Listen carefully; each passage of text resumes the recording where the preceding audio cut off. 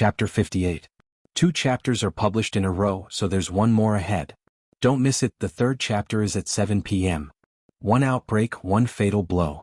Li Tianlan looked at Wang Yuetong and couldn't help saying, "It's quite similar to the unique skill of your Wang family of Beihai. It's just similar in appearance." Wang Yuetong shook her head. "The essence is completely different.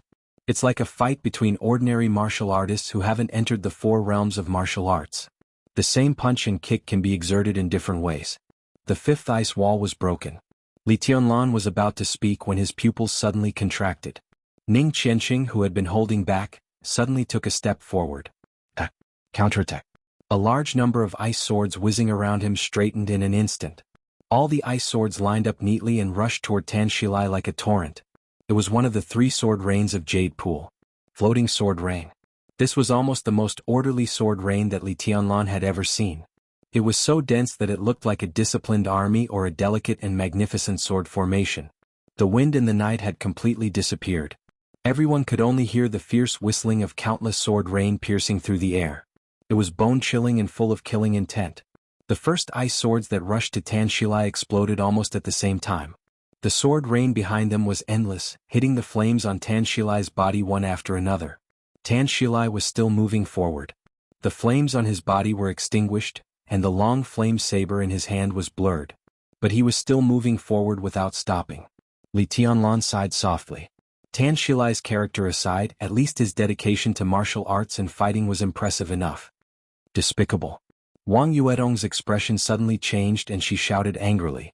In the center of the battlefield, Tan Shilai, who was getting closer and closer to Ning Qianqing, suddenly strode forward. "Bastard, go to hell." He suddenly laughed wildly and raised the blade in his hand. As he raised his arm, the originally blurry flaming long saber in his hand suddenly became several times more condensed than before. At the same time, the 2 of them were surrounded by rolling flames, and several huge flaming sabers appeared out of thin air. Although they were not as numerous as the sword rain, they were much more powerful. More than a dozen long sabers completely blocked Ning Qianqing's escape route. The air was twisted by the burning flames. More than a dozen long sabers fell at the same time and hacked at Ning Qianqing. A supreme skill of the Azura Dao. Light and dust. It was a name that didn't sound very sharp, but it was the best move in the Azura path to seal the enemy. The most important thing was that this move could not be used by an expert who had just entered the fire-flaming realm. Tan Shilai is not only in the breakthrough phase of the fire-flaming realm. He has broken through, so he should be in the stabilization phase now. Only in this way can he barely use the move light with dust. Wang Yuetong said in a hurry. Li Tianlan subconsciously took a step forward. But as soon as he took a step, a line of fire suddenly appeared in front of him. The line of fire quickly rose and turned into a curtain of fire. Gu Yulan stared at him from a distance, but her voice rang clearly in his ear. "Do you want to die?" Wang Yuetong pulled Li Tianlan's hand and said softly, "Don't worry, Qianqing may not lose." Li Tianlan gritted his teeth slightly, ready to go all out at any time. In his line of sight, Ning Qianqing suddenly let out a furious roar as he faced the flaming long sabers coming at him from all directions. The rain of swords whistled and surged, shooting in all directions. At this moment, he had also given up on defense and directed all of his swords towards the flaming blades in the air. No retreat. Ning Qianqing did not retreat at all. Instead, he went straight forward. An expert at the peak of the ice-condensing realm who had no defense ability was attacking an expert in the fire-flaming realm. Tan Shilai's eyes suddenly lit up with excitement. He laughed and stretched his limbs. A burst of crackling sounds rang out in his body. In an instant, Tan Shilai was completely wrapped in a large area of flames. Blood-bathing Azura. Wang Yuetong and Li Baidian spoke at the same time. Li Tianlan did not know what blood-bathing Azura was, but he could see how powerful this unique skill of Tan Shilai's was. To be exact, this was not a unique skill that could instantly increase the lethality, but a unique skill that could improve one's fighting state. At least in a short time, all the joints and muscles in Tan Shilai's body would be fully mobilized, making his strength and speed more terrifying. This was also a way of burning potential. How long this state could last completely depended on the user's willpower and physical strength. The Li family also had a similar unique skill. But this move, blood-bathing Azura, focused on combat strength and needed to burn potential. The unique skill of the Li family, on the other hand, focused on momentum. Pure momentum consumed willpower. The distance between the 2 sides was instantly shortened. Only Tan Shilai's roar could be heard on the battlefield. Blood-bathing Azura could be said to be the core inheritance of Azura Path. It could be used from the fire-flaming realm to the invincible realm. In a short time his bones and muscles had been used to the extreme. Intense pain spread all over his body. Almost in the blink of an eye, the intense pain made Tan Shilai completely lose his mind. He only wanted to fight and completely tear all the opponents in front of him to pieces. Tear them to pieces. This was the most worthy way for Ning Qianqing to die. Only by dying like this could Tan Shilai wash away the shame he had suffered over the years. The long flame saber in the air disappeared. The sword rain disappeared. The moment the two were about to collide, a thin layer of ice suddenly appeared on Ning Qianqing's body. The thin ice melted and condensed. The flame went out and burned again. Their bodies collided fiercely. Ice and fire splashed in an instant. The sound of fists and feet colliding suddenly rang and disappeared. In Tan Shilai's hoarse roar, Ning Qianqing's figure flew out of the fire directly, and he spat out a large mouthful of blood. Qianqing. Li Tianlan stepped over the fire curtain and was about to attack with all his strength. It happened almost at the same second. Ning Qianqing's body shook violently in the air and he spat out another mouthful of blood. There was suddenly a glaring ice light between his hands. There was no sword rain. There was no sword. There was only a pale and glaring ice light that grew with the extension of his hands. The broken ice appeared in his hands and disappeared in an instant. At this moment, Ning Qianqing seemed to be holding a light in his hands. An overbearing and sharp sword energy formed with the light in his hands. Tan Shilai, whose eyes were red, roared and rushed forward, trying to tear his opponent to pieces. Ning Qianqing, who had been sent flying, was about to land. He stretched his hands to the limit and then suddenly closed them. In an instant, there seemed to be a pale rainbow shooting out from between his hands. The light extended to the limit. 5 meters. 10 meters. 15 meters. Ning Qianqing's body fell to the ground. He closed his eyes and coughed up blood, not even looking at the result. This was the most powerful sword move he could use at present. Although it was very forceful and had many flaws, he still used it. This was the unique skill of the Jade Pool Sword Sutra. It was derived from the 3 sword rains, but its status was higher than the 3 sword rains. Heaven-breaking rainbow sword. Tan Shilai's roar stopped abruptly. The white rainbow almost ignored the distance and the fire. The overbearing sword intent completely condensed and pierced through his chest. Fair and square. Fresh blood spurted out. His entire chest had been completely torn apart by the sword. Li Tianlan paused and then rushed to Ning Qianqing again. In the battlefield, Tan Shilai opened his mouth but no words came out. His body shook and fell to the ground, bringing up a large amount of black dust after the fire had burned out. Lying on the ground, Ning Qianqing stretched out his hand with difficulty, crushed a button on his shirt, and poured some powder from the button into his mouth. Qianqing, how are you? Li Tianlan looked at Ning Qianqing, who was almost covered in blood, and then at Wang Yuetong. He said without hesitation, "Do you have any medicine that can help Qianqing's injury?" "I owe you." "Yes." Wang Yuetong quickly glanced at Li Tianlan, as if she wanted him to owe her more. She took out a delicate small box from her pocket and opened it in front of Li Tianlan. There were more than 10 small secret compartments in the box, and in each compartment were some powders of different colors. These are all useful to him. "Are you sure you want to owe me?" Wang Yuetong said calmly. "Don't talk nonsense. Let him eat it." Li Tianlan answered without any hesitation. Wang Yuetong's eyes flickered slightly and she directly handed the small box to Li Tianlan. The corner of Ning Qianqing's mouth moved. Before he could say anything, Li Tianlan had squatted down and poured every kind of powder in the box into his mouth. "I'm a spendthrift. I won't die." Ning Qianqing finally spoke in a weak voice. "Don't talk so much and take care of your injury," Li Tianlan said crisply, his tone almost like an order. Ning Qianqing shook his head slightly and said softly, "I'm going to call the marshal." At this time he did not choose to call his father, Ning Ziyuan, the commander of the Eastern Theater of Operations of Zhongzhou State. Instead, he chose to call the marshal of their border Praetorian Corps. He took out his cell phone, dialed a number and waited quietly for the call to be connected. Li Tianlan squatted on the ground and raised his head subconsciously. The moonlight above the firmament was crystal clear, bright and gentle. In an environment that seemed to have calmed down, Li Tianlan's heartbeat gradually accelerated. He could clearly feel that for him, it was a different story. The storm was approaching. The general trend was approaching. Thank you for your support. Chapter 59. As Ning Qianqing and Tan Shilai had predicted, the battle ended in 3 minutes. Both of them had accurately estimated the time, but Tan Shilai had guessed the wrong result. The whole battlefield was silent. After the battle of life and death, the winner and loser were clear, but no one cheered or felt pain. Gu Yulan stood quietly on the top of the mountain with another mask on her face. The mask covered all her expressions so no one could see what she was thinking. The moment Ning Qianqing's heaven-breaking rainbow sword appeared, her eyes fluctuated violently. But as the white rainbow that penetrated Tan Shilai disappeared, her eyes became indifferent again. "I lost," she said softly. Her voice was so low that it drifted with the night wind that the people around her could not hear her clearly. "He killed Tan Shilai." Su Yunzong roared and suddenly stepped forward. "Stop." Gu Yulan's cold voice sounded with a strong sense of command. Su Yunzong paused and looked back at Gu Yulan without saying a word. "Don't get involved in things that we shouldn't get involved in." Gu Yulan looked at Su Yunzong and said calmly. Before the unconvinced Su Yunzong could speak, she turned to Lu Dongyu and said softly, "Do you understand?" She deliberately softened her voice and sounded even more coquettish.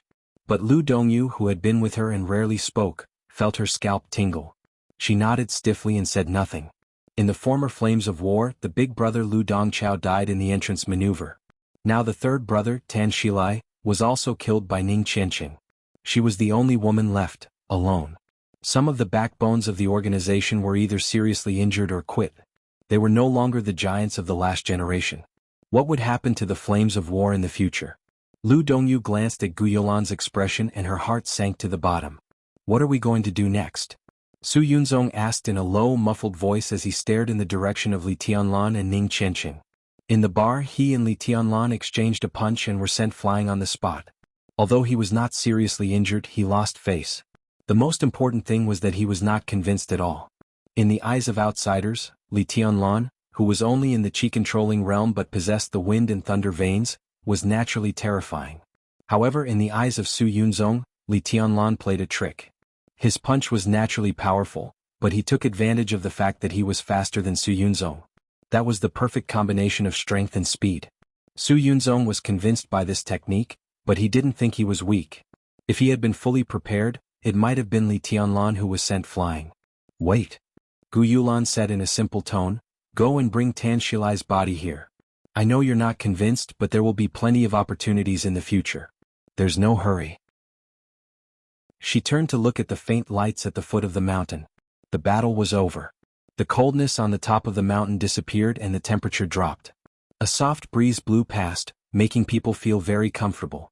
One after another, police cars rushed over at the extreme end of their sight.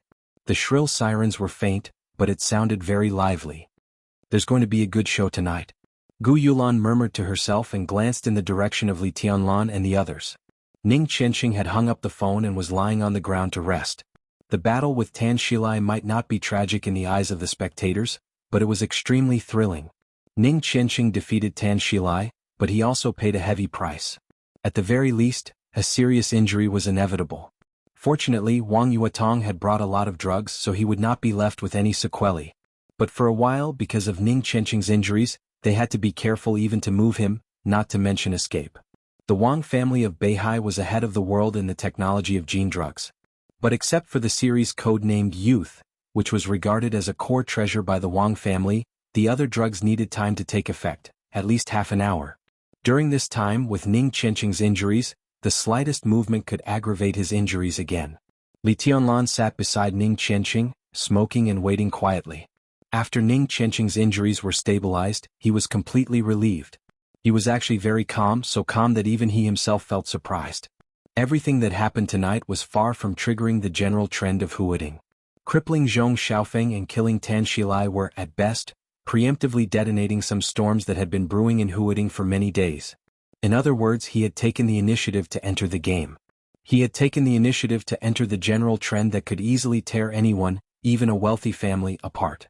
Li Tianlan did not know what he could get, and he did not even know how he would end up. But he was very clear about one thing. If he stood outside the game, he would get nothing, and he would not even be able to see clearly what was going on inside the storm. He wanted an opportunity. And the opportunity was in the general trend that was about to erupt in the surging undercurrent. Li Tianlan did not want to wait any longer, and he had no time. No one could understand the fear and depression in his heart when there was no one around in the middle of the night. He was really afraid, not of death, but of failure, of not doing well enough, of disappointing his grandfather, of letting his father continue to bear the humiliation, and of letting the Li family continue to be lonely. It was only a few thousand kilometers from the border to Huading, but it was a completely different fate for Li Tianlan from the border to here. In less than a month, the Wang family of Beihai, Dongqing clan, Kunlun City, 6, Jade Pool of Mount Shu, Sai City, and other behemoths that were powerful enough to influence the general trend of Zhongzhou state appeared in front of him one after another in a flourishing atmosphere, either overtly or covertly. Li Tianlan could maintain his composure on the surface, but the pressure in the dark almost made him breathless. That was the feeling of destiny quietly approaching, which could not be resisted and could not be resisted. The undercurrent in Huading was surging. The danger seemed to be extremely far away from Li Tianlan, but the opportunity was also extremely far away from him. He knew that he had to join the game, even if he was smashed to pieces, even if he was doomed eternally. Because in this game there was an opportunity that he needed. If the academics were willing to give him enough support, if he could become the survivor of this game, then the entire Li family would start over. This was the first step. It might not be stable, but he had no choice. Was he going to walk into a hopeless situation? Then he would walk into a hopeless situation. Li Tianlan suddenly smiled. All his decisions tonight were extremely crazy, but his heart was unprecedentedly calm. Coming back from the jaws of death, he muttered to himself in a low voice, his tone erratic. What? Ning Chenqing, who was lying beside him, opened his eyes and looked at him and asked. Nothing. Li Tianlan shook his head and looked at Ning Chenqing. Suddenly he squinted and smiled. The sword intent of the last sword is so great that its power is no longer at the ice-condensing realm, but directly into the fire-flaming realm. Should I congratulate you? One more meditation, Ning Chenqing said. Ning Chenqing said. He had been stuck at the peak of the ice-condensing realm for more than 2 years and his realm was almost perfect. Tonight's battle could be said to be the ultimate release of all his combat strength. On the brink of life and death he got his revenge. Now, he was only one meditation away from the fire-flaming realm, and it would not take long. It's not easy. Li Tianlan's eyes were sincere. Congratulations. Yeah, congratulations. Li Baiqian's somewhat sour voice sounded. I was originally ranked ahead of you, but I didn't expect you to break through first. I'm still missing an opportunity. I don't know how long I'll have to wait. For any genius, entering the fire-flaming realm from the ice-condensing realm was a real threshold. In the 4 realms of martial arts, the chi-controlling realm and the ice-condensing realm mainly pursued strength, speed and explosive force. But to transform tangible and tangible ice into intangible and intangible fire required extremely focused willpower. Only by crossing the fire-flaming realm could one be considered a real expert. This was the consensus of the dark world. Any genius could be stuck at this threshold. It was normal for a few months or even a few years. But once this threshold was crossed, a warrior's strength, speed, explosive force, willpower and physical coordination would develop in a perfect direction, and he would sprint towards the thunder-shocking realm step by step. If entering the fire-flaming realm from the ice-condensing realm was the threshold, then entering the thunder-shocking realm from the fire-flaming realm was the gap. For countless years, countless geniuses stood outside this gap and could not even take half a step forward in their lives. Only a few people who easily crossed this gap were called real geniuses. For these real geniuses, the thunder-shocking realm was their life's peak of martial arts. Entering the invincible realm from the thunder-shocking realm was a natural moat. No one could accurately describe what kind of state could allow one to enter the invincible realm. Only they themselves knew the scenery of the invincible realm. That realm was so mysterious that even the most basic teaching couldn't be done. Therefore, in a general sense, although martial arts were divided into 4 realms, only the fire-flaming realm was the real beginning. After the fire-flaming realm, the scenery of ascending to heaven step by step was also the goal that all martial artists pursued tirelessly. Li Baiqian was also in a state where he could break through at any time but was just a step away. Now that he saw Ning Chenqing was one step ahead of him, it would be a complete lie to say that he was not envious and jealous. What are you jealous of? Ning Chenqing was not polite to Li Baiqian at all. He said in a weak voice, when this is over, I will have a chance to finish my meditation. It's not too late for you to be jealous.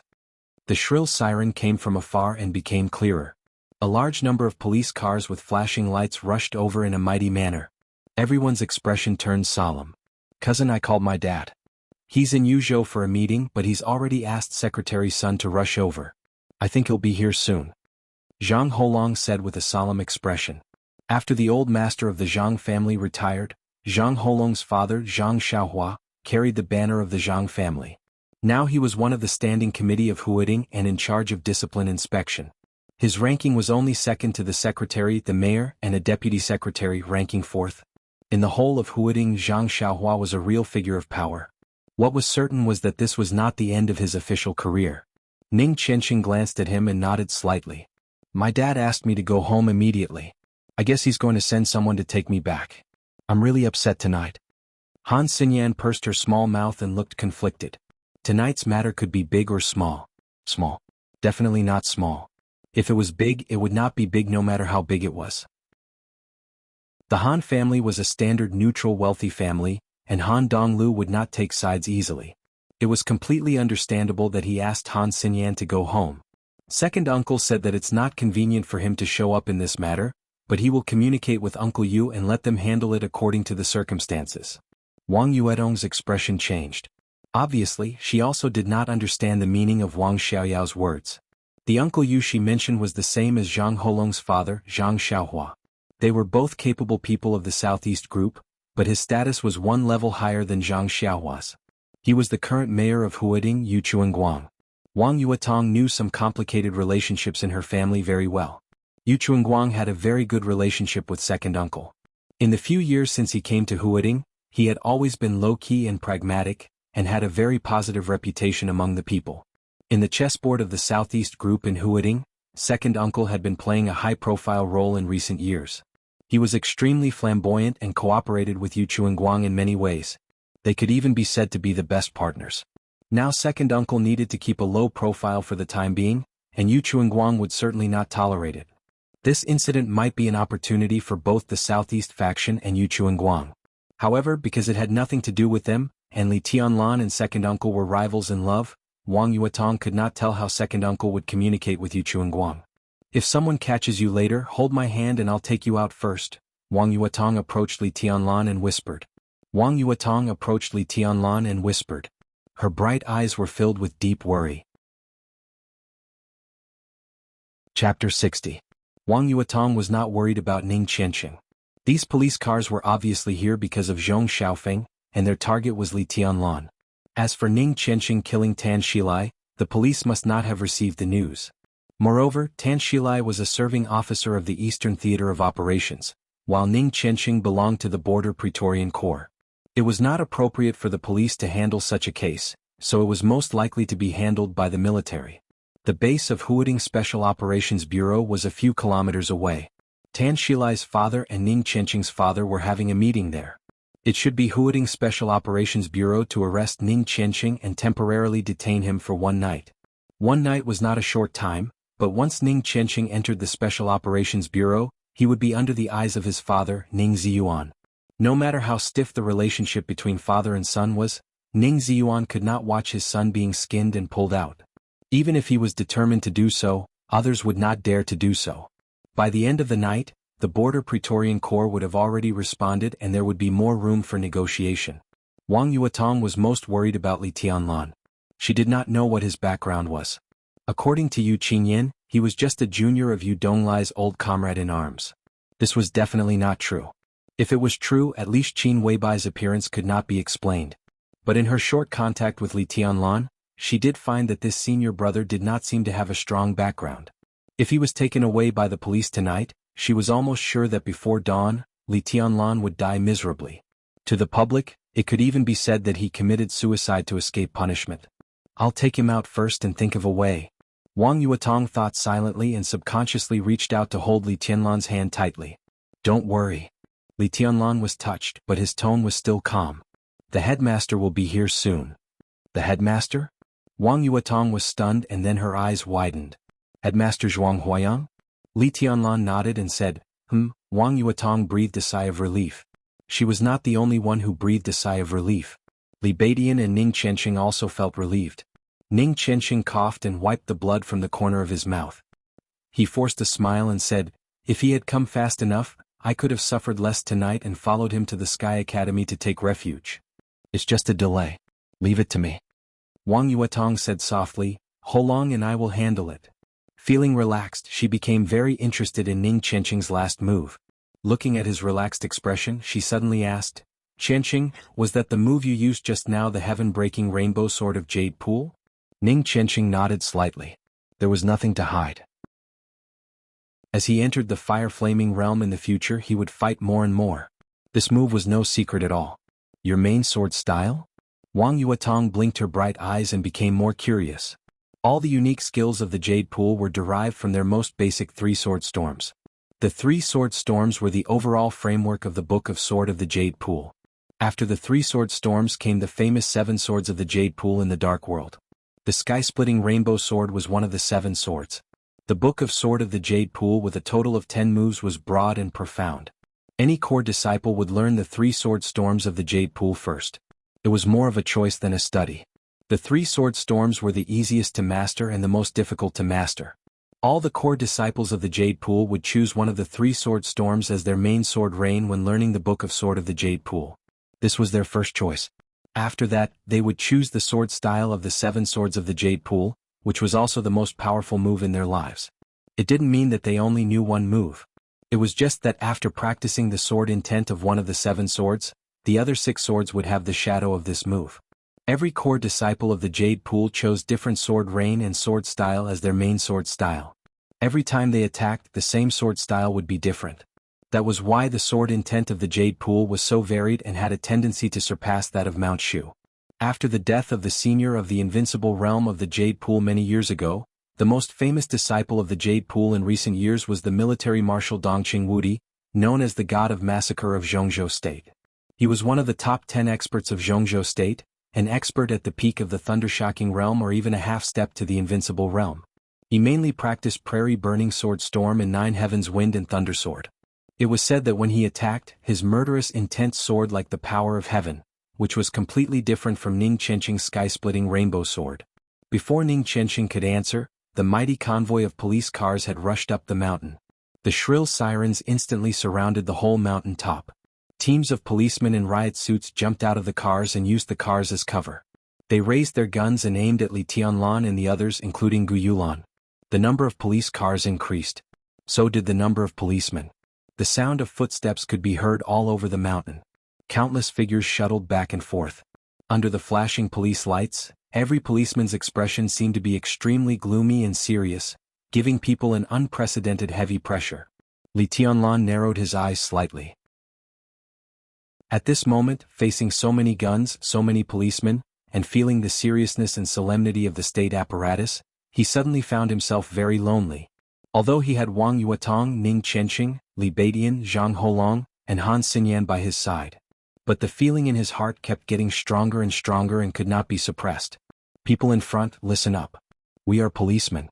I am He Qingting, the deputy director of Huading Police Station. You have been surrounded.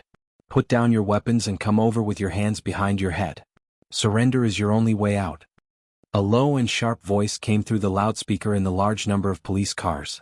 Surprisingly, the voice turned out to be a female voice. The female voice was getting closer and closer. A female figure in a police uniform appeared directly in front of the policeman. Her eyes were dignified and serious. The woman was about 30 or 40 years old. She had short hair and was tall and even a little strong. She was not ugly, but combined with her strong figure, she could not be called a beauty. She could only be described as a very domineering woman. She held the loudspeaker and glanced around. When she saw Gu Yulan and the others, she directly waved at them. Then she turned to Li Tianlan and the others and said angrily, "Put your hands behind your head and squat down." No one moved, no one put their hands behind their head and no one squatted down. Wang Yuetong, who was standing beside Li Tianlan, whispered, "Senior brother, don't underestimate this woman. She is one of the mad dogs raised by the Zhong family in Huading. She graduated from the Sky Academy and used to serve in a special warfare squadron in Yuzhou. She was transferred here by the Zhong family to be the deputy director of Huading Police Station. She has bitten many people in recent years and has a very firm stand." Li Tianlan nodded slightly. In his sight, the strong He Qingting had already strode over with 2 policemen. She didn't pull out her gun, but her steps were firm and full of courage. "Deputy Director He, isn't it inappropriate to make such a big scene to deal with us young people? Take a look for yourself." There are hundreds of police officers armed with live ammunition. Those who don't know would think that you're encircling terrorists. As He Qingting walked in, Wang Yuetong took the initiative to speak before He Qingting could speak. At this moment she was still holding Li Tianlan's hand, but her modesty and nobility were vividly displayed. "Who are you?" He Qingting glanced at her and asked bluntly in a harsh tone. "My name is Wang Yuetong." Wang Yuetong glanced at her and said lightly, "When I have dinner with Mayor Yu another day, I will tell him the truth about Deputy Director He's action tonight and let him know the prestige of the Huading police." Wang Yuetong, Mayor Yu. He Qingting's expression changed as if she was a little fearful. He looked at Wang Yuetong and asked, "Did you beat Zhong Xiaofeng?" Wang Yuetong's heart moved and she was about to admit it. "It was me." Li Tianlan smiled and directly stopped Wang Yuetong's words. In any case he could not let Wang Yuetong bear the responsibility for this matter. He dared to do this, so he was prepared to bear all the consequences. "Director, there was a murder here. The victim is..." A police officer strode over, hesitated for a moment, and then whispered the identity of the victim in He Qingting's ear. The look in He Qingting's eyes changed for a moment. She looked at Li Tianlan with pity as if she was looking at a dead man. "Did you kill him too?" He Qingting asked. "Was me." Behind her, Ning Qianqing's weak voice sounded, "I killed him." "Very good. You're loyal." He Qingting gave a grim smile and suddenly waved her hand. "Cuff them up and take them away. Shoot anyone who dares to resist." He did not intend to ask the identity of these people because it would be difficult to explain. Moreover, tonight he came with the order of her behind-the-scenes boss.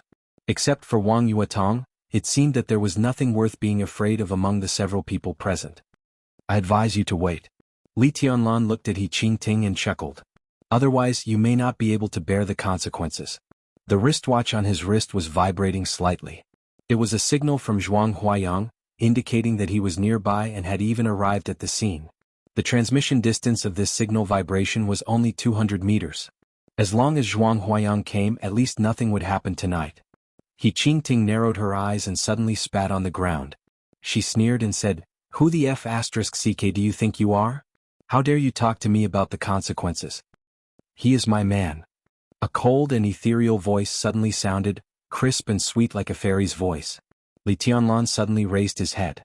Qin Weibai's figure appeared together with Zhuang Huayang. She walked through the crowd and quickly came to He Qingting, whose face was a little stiff. She slapped her hard in the face. It was a crisp slap.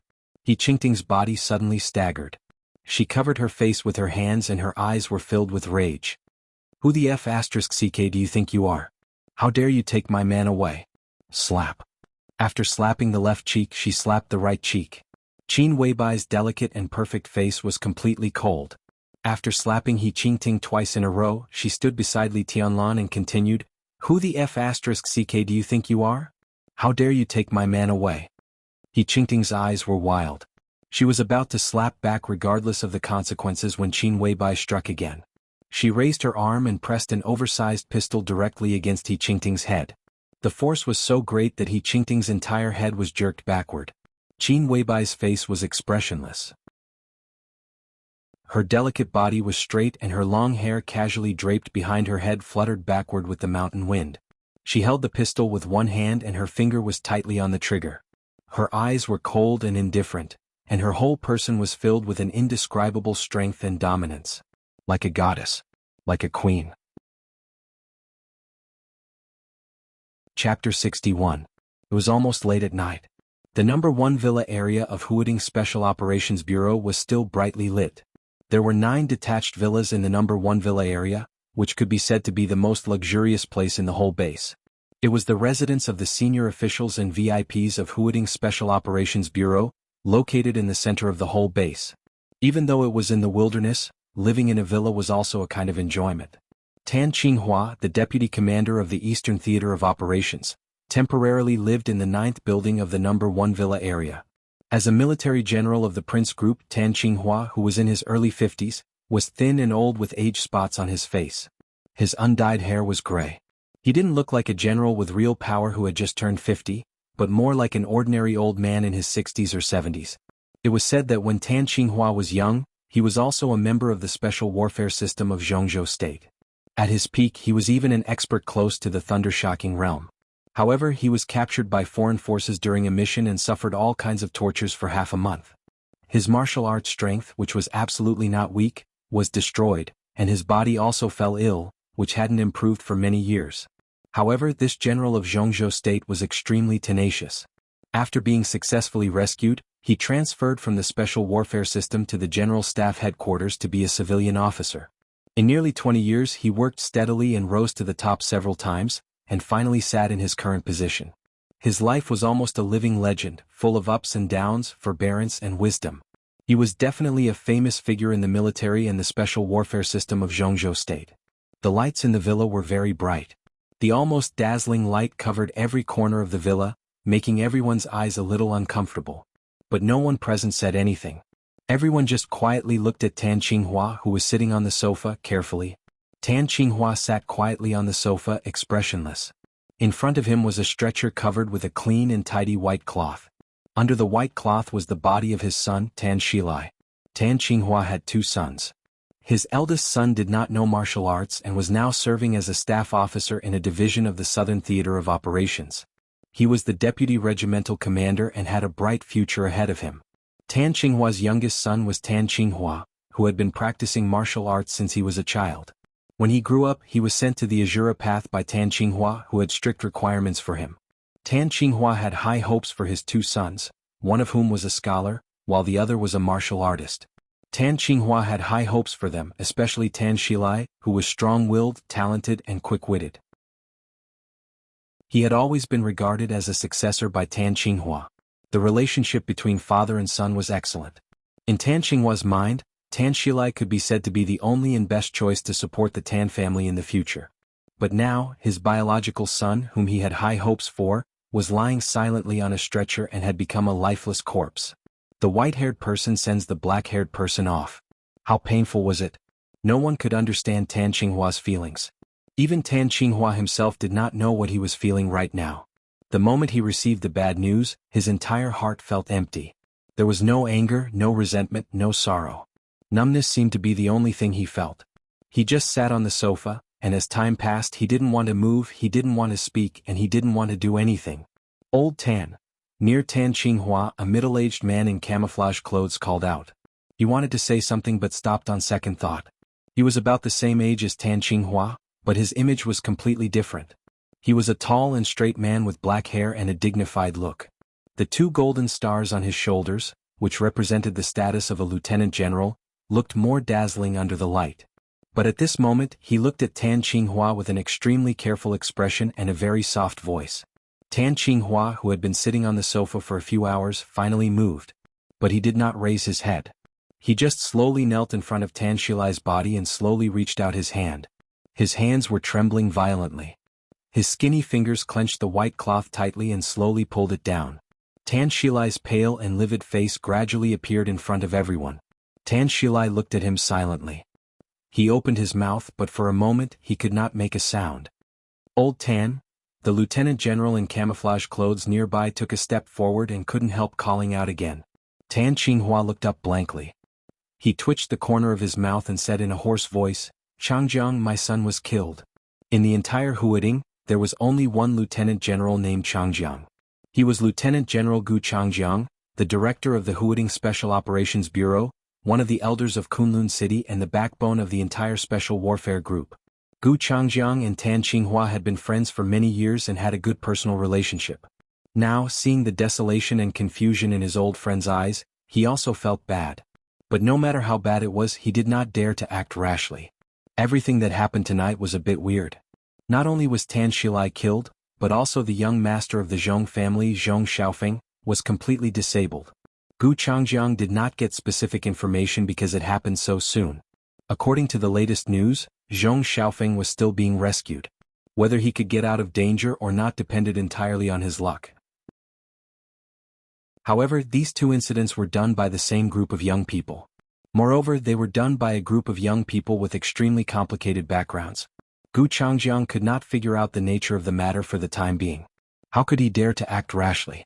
He had a good personal relationship with Tan Shilai, but it was just a personal relationship after all. Their positions were not exactly the same. The Prince Group and the Special Warfare Group had been advancing and retreating together in recent years. They were the closest allies, but allies were completely different from their own people. The difference between them was neither big nor small. Take what happened tonight as an example. If Gu Changjiang insisted on standing up for Tan Shilai now, it meant that the Special Warfare Group had intervened in this matter before the Prince Group made a clear response. In this way, not to mention the reaction of the Special Warfare Group, even the Prince Group would not appreciate it. Before getting the approval from the top, the only thing Gu Changjiang could do was to say a word of condolence to Tan Qinghua. Don't be too sad. Gu Changjiang hesitated for a moment and walked to Tan Qinghua. He patted him on the shoulder and said in a low voice, Shilai doesn't want to see you like this either. You can't see it. Tan Qinghua said in a dull tone, he's gone. How can you see it? Gu Changjiang wanted to say something but stopped on second thought. Tan Qinghua did not look at him. He gently stroked his son's cold face and said with a soft look in his eyes, we had lunch together at noon. Who would have thought that things would suddenly turn out like this at night? You're very talented and smart since you were young. You're much better than your brother. Originally, I was counting on you to take over my position, but I didn't expect you to leave without saying a word. You're really ruthless. I've always told you about a sense of responsibility and a man's responsibility, but you've turned a deaf ear to it. I've noticed your bad habit of holding a grudge a long time ago, but I didn't take it seriously. It's not a bad thing to hold a grudge. If someone dares to do us wrong, we must pay them back. But you are so stupid. You want to take revenge when you don't have the strength. In the end, you have to ask me to take revenge for you. What the hell is this? Tan Qinghua knelt beside Tan Shilai's body and gently bent down to kiss his son's cold forehead. He said softly, don't worry. Dad will take revenge for you soon. Gu Changjiang's expression changed slightly. A young man a little further away from Gu Changjiang and Tan Qinghua also changed his expression slightly. The young man was about 32 or 33 years old and wore a pair of glasses. Although he was wearing a military uniform, he exuded a refined temperament that belonged to a civil servant.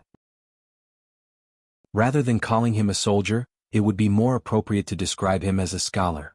Hearing Tan Qinghua's hoarse and calm but firm promise, the young man touched his glasses and said softly, Commander Tan, I'm sorry for your loss.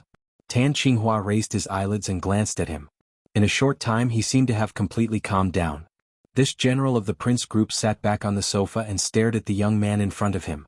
He said indifferently, Who killed Shilai? Here's the thing, let me ask you who killed Shilai. Tan Qinghua directly interrupted him and repeated in a calm tone. The young man with glasses opened his mouth and didn't know how to answer for a moment. Who killed Tan Shilai? Everyone present knew the answer to this question, including Tan Qinghua. But because of his identity, the young man couldn't say it. Because he was the secretary of Ning Ziyuan, the commander of the Eastern Theater of Operations, and Ning Ziyuan was Ning Qianqing's father. If he really told Ning Ziyuan who the murderer was, Ning Ziyuan would probably be in a passive position. Tan Qinghua's question was a bit heart-wrenching. Commander Tan, we are all very sorry that such a thing happened. Commander Ning hopes that you can calm down and that he will give you a satisfactory explanation. He hopes that you can focus on the overall situation and not affect your work. If it's convenient for Commander Tan, Commander Ning has something to discuss with you about work. The young man said calmly while carefully observing Tan Qinghua's reaction. This was the main purpose of his visit today. It was more to find an opportunity to see if he could ease the relationship between the two sides than to express his condolences. Ning Qianqing killed Tan Shilai. To put it simply, it was a grudge between two young people. To put it simply, it was a grudge between two powerful figures in the Eastern Theater of Operations. The pain of losing a son seemed to be irreconcilable. But at their level, there was basically nothing that they couldn't talk about. The key was how important Tan Shilai was to Tan Qinghua. Tan Qinghua looked up at the young man in front of him and gradually narrowed his eyes. The extremely depressing atmosphere in the hall instantly became heavy. In less than 10 seconds, the young man's forehead was covered with cold sweat, and his calm expression gradually became embarrassed. He was just an ordinary lieutenant colonel. It was conceivable how much pressure he was under the gaze of a general. Please tell Commander Ning for me. Tan Qinghua finally opened his mouth and said faintly, I will focus on the overall situation after I avenge my son. The young lieutenant colonel's expression changed. Looking at Tan Qinghua's eyes that were gradually becoming crazy, he finally chose to remain silent. Changjiang, where is the murderer? Tan Qinghua suddenly stood up and looked at Gu Changjiang beside him and asked. Yonghua Villa. Gu Changjiang was stunned and answered subconsciously. Raging fire. As soon as Gu Changjiang finished his words, Tan Qinghua suddenly raised his voice and shouted. Here. Outside the villa, a loud voice sounded. The door was pushed open, and a burly man with a scar on his face appeared at the door and saluted Tan Qinghua. Tan Qinghua said coldly, "Gather people. The destination is Yonghua Villa. Bring the murderer back to me." He clenched his hands and added, "At all costs." Yes. The scarred man with the code name Raging Fire saluted and turned to go out without hesitation. "Commander Tan." The young lieutenant colonel, who had been silent, changed his face and said in a low voice, "Do you know what you are doing?" "I am avenging my son." Tan Qinghua's tone was cold. "Tell Ning Ziyuan that if he has a different opinion he can stop my people and see if he has the guts." The young lieutenant colonel's face changed. After a while, he snorted coldly and turned to leave quickly. He was just Ning Ziyuan's secretary and could not make any decisions for Ning Ziyuan. Now that things had come to this point, he must report Tan Qinghua's actions to Ning Ziyuan as soon as possible. "Old Tan, calm down. Things are not simple tonight." Gu Changjiang came behind Tan Qinghua and said in a low voice. This time, the maneuver between the Eastern Theater of Operations and Huading Special Operations Bureau was not large. About 2,000 elites from the Eastern Theater of Operations came. Although the number was not large, their comprehensive quality was the top 2,000 people in the entire Eastern Theater of Operations. Among these people, Tan Qinghua could fully command about 300 people. Once these 300 people rushed into Yonghua Villa, things were likely to develop to the point of no return. Everything looked a little chaotic tonight. Tan Qinghua's rash actions might not have an optimistic result. "I can't calm down." Tan Qinghua glanced at Gu Changjiang and said calmly, "Changjiang, I know your difficulties so I won't embarrass you. But don't stop me. I will kill whoever kills my son. I will kill whoever dares to stop me." Crazy. Tan Qinghua was crazy. Gu Changjiang's brain was buzzing. He frowned tightly and felt powerless. Tan Qinghua ignored Gu Changjiang. He just bent down slightly, held his son's body in his arms and went straight upstairs. Gu Changjiang stood where he was in a daze. After a long while he took out a cigarette and lit it. He took a big drag but his mind became more and more confused. Tan Shilai's body was sent back by Gu Yulan. Time was pressing so he only had a brief understanding of what had happened. Not to mention the development of the matter, the people involved tonight were enough to make people feel that the inside story of this matter was complicated. Zhuang Huayang, Qin Weibai, Wang Yuetong, Ning Chenqing, Li Beidian, and Li Tianlan.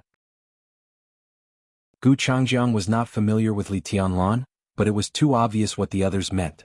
The academics, the Wang family of Beihai, the giant group, Mount Shu, and the mysterious Samsara Palace. Especially the foreign force Samsara Palace. Although its development in Zhongzhou State had been resisted by Kunlun City and the Wang family of Beihai, Zhongzhou State had cooperated with Samsara Palace several times in recent years, and they had been very happy. Now Qin Weibai, who had a special status in Samsara Palace, appeared as Li Tianlan's woman. It was said that she even forced He Qingting, the mad dog of the Zhong family, to kneel on the spot. Did Qin Weibai suddenly become so strong? Gu Changjiang had a headache. He felt that a storm was coming to Huading, and there was a dark cloud hanging over the city overnight. Suddenly the phone rang. Gu Changjiang took out his mobile phone and looked at the caller ID. Suddenly he felt refreshed. After picking up the phone he respectfully called the governor. There were two extremely prominent governors in Zhongzhou State, but only one could make Gu Changjiang so respectful. Gu Xingyun, the god of war of Zhongzhou State and the governor of Kunlun City. Huading is very lively tonight? Gu Xingyun's voice sounded on the phone. His voice was light and no one could tell his mood. It's more than lively. Gu Changjiang said with a wry smile, it's a mess. The boy of the Ning family killed Tan Shilai, and the youngest son of the Zhong family, Zhong Xiaofeng, was disabled by a man named Li Tianlan. It hasn't been long and all kinds of bad guys have jumped out one by one. Old Tan is also crazy. A few minutes ago he was ready to gather people to take revenge. It's really chaotic. Gu Xingyun chuckled and said lightly, but it's good. Gu Changjiang was silent for a while. It's good? The chaos in Huading was indeed not a bad thing for Kunlun City. But the current chaos was not caused by Kunlun City. In this way the muddy waters of Huading were shallow and they were not sure.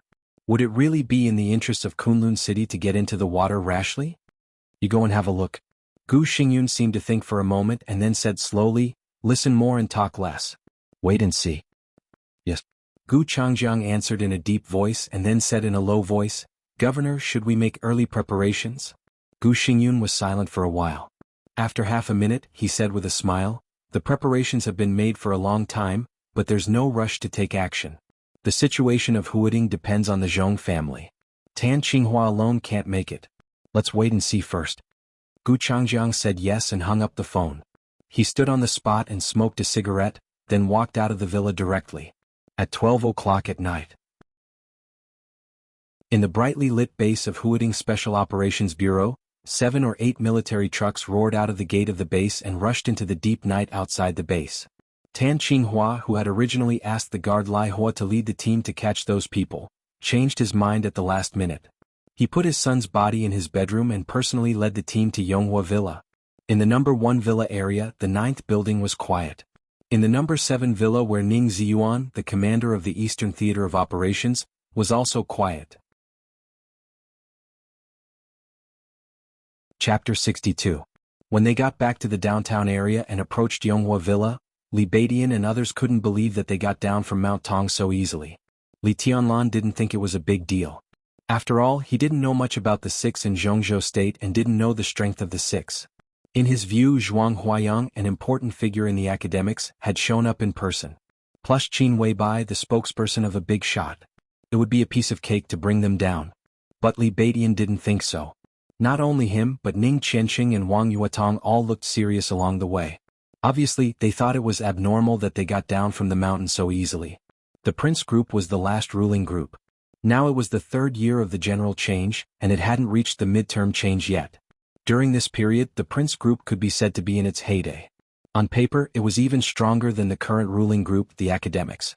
Zhong Yongming of the Zhong family was currently the most promising figure to become the new leader of the Prince Group. His favorite youngest son was disabled, so it wouldn't be surprising for this power figure to react violently. But everything was calm tonight, and Zhong Yongming didn't even show up. This matter was obviously a little too abnormal. Such abnormality could only mean that the Zhong family's subsequent revenge would be more brutal. The top leader of Huading was different from other senior officials. Historically, the top leader of Huading had to enter the decision-making committee. It was not an exaggeration to say that he was the leader of the whole Zhongzhou state. Zhongzhou state had the largest bureaucratic system in the world, but there were no more than 20 members in the decision-making committee, including several power giants. This was the real top authority. If such a person insisted on retaliating against someone, there would be no place for him in Zhongzhou state, not to mention Huading.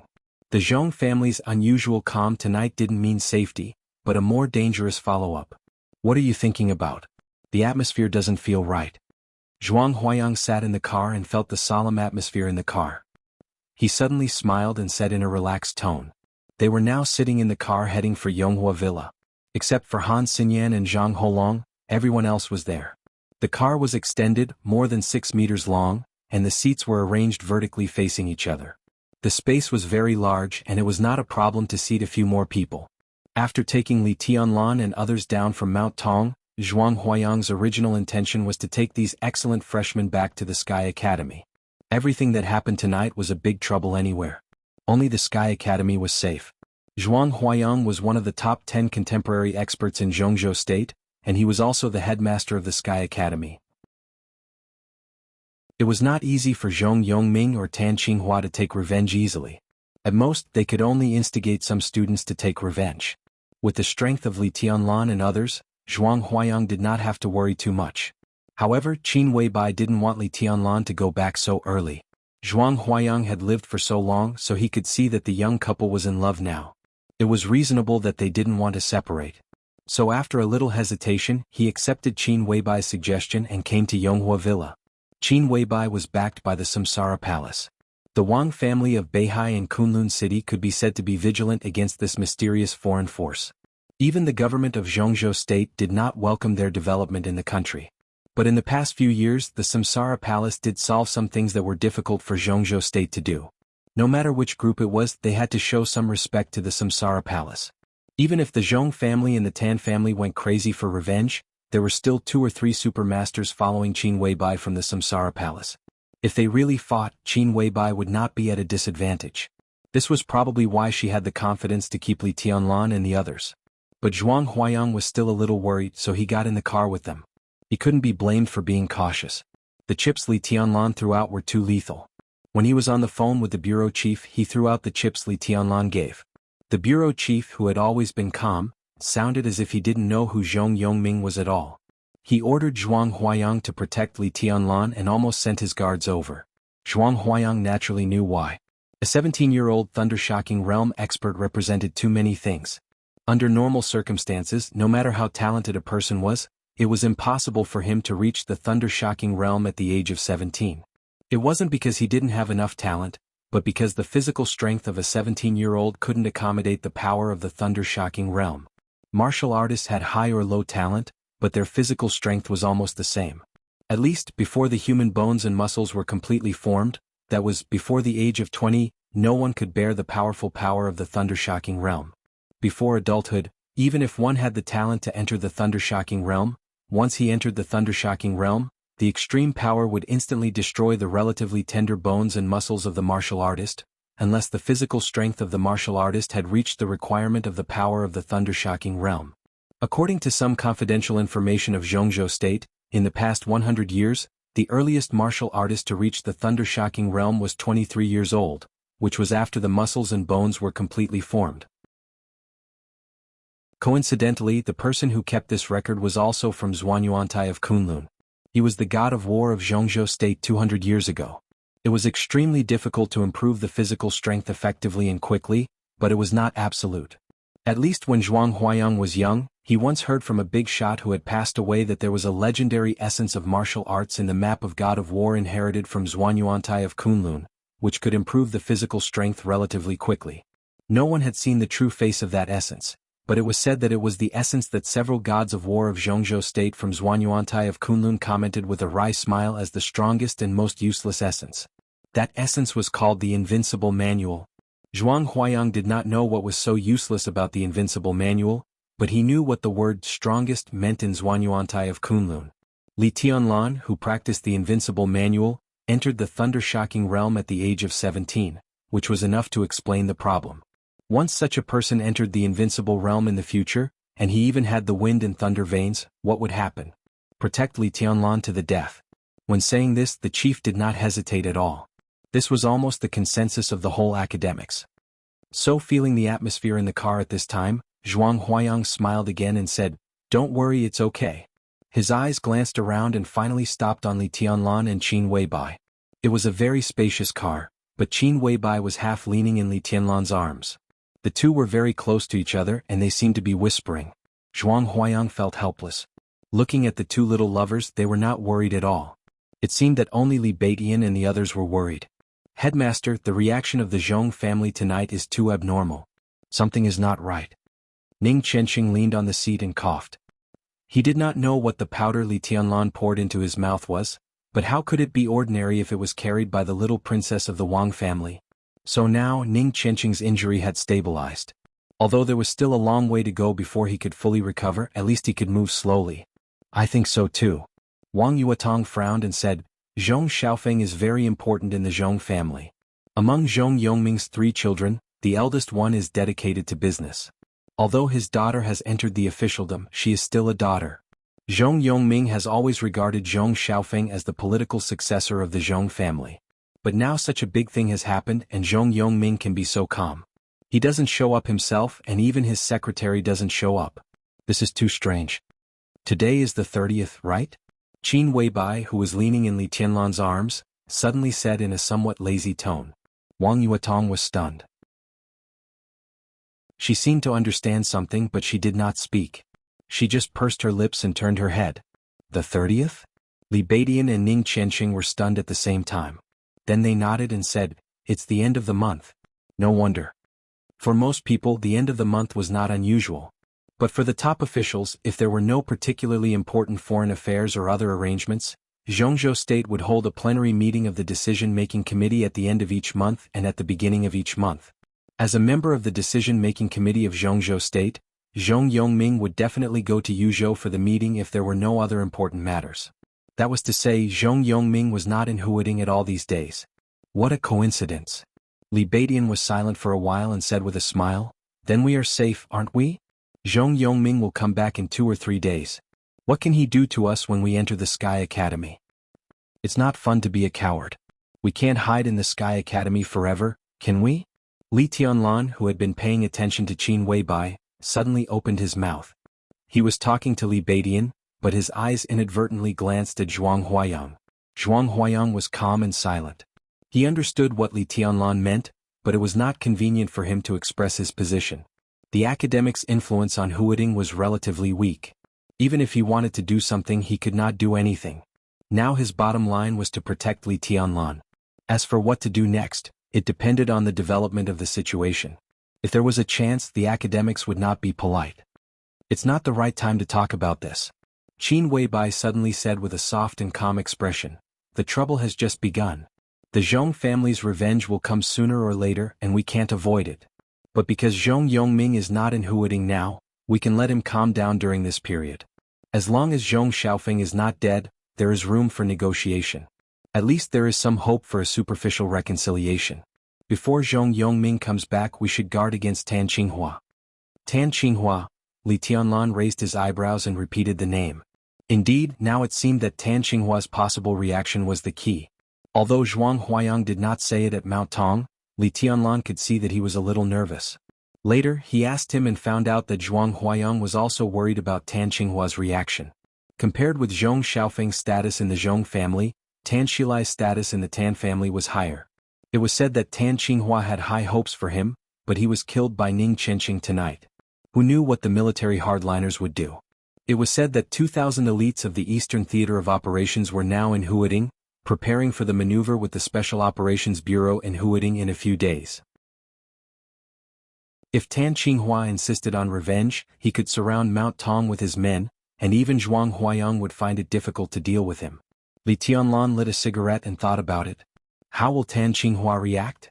He subconsciously glanced at Ning Chenqing and subconsciously shook his head at the thought of the grudge between him and the Tan family.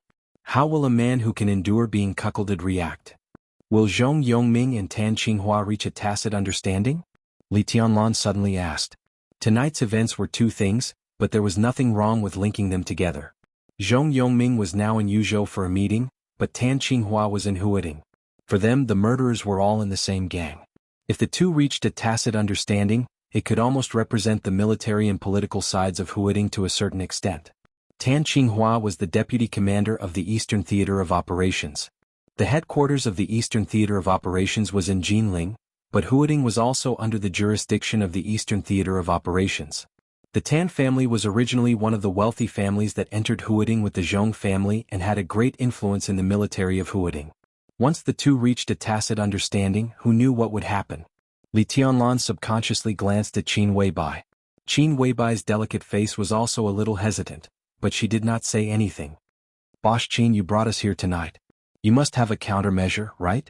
Zhuang Huayang suddenly asked. We'll deal with whatever comes our way. Everything will be fine after a few days. Qin Weibai moved in Li Tianlan's arms and said flatly. What if we can't get through these days? Zhuang Huayang stared at Qin Weibai and asked. This young girl seemed to be a little too confident.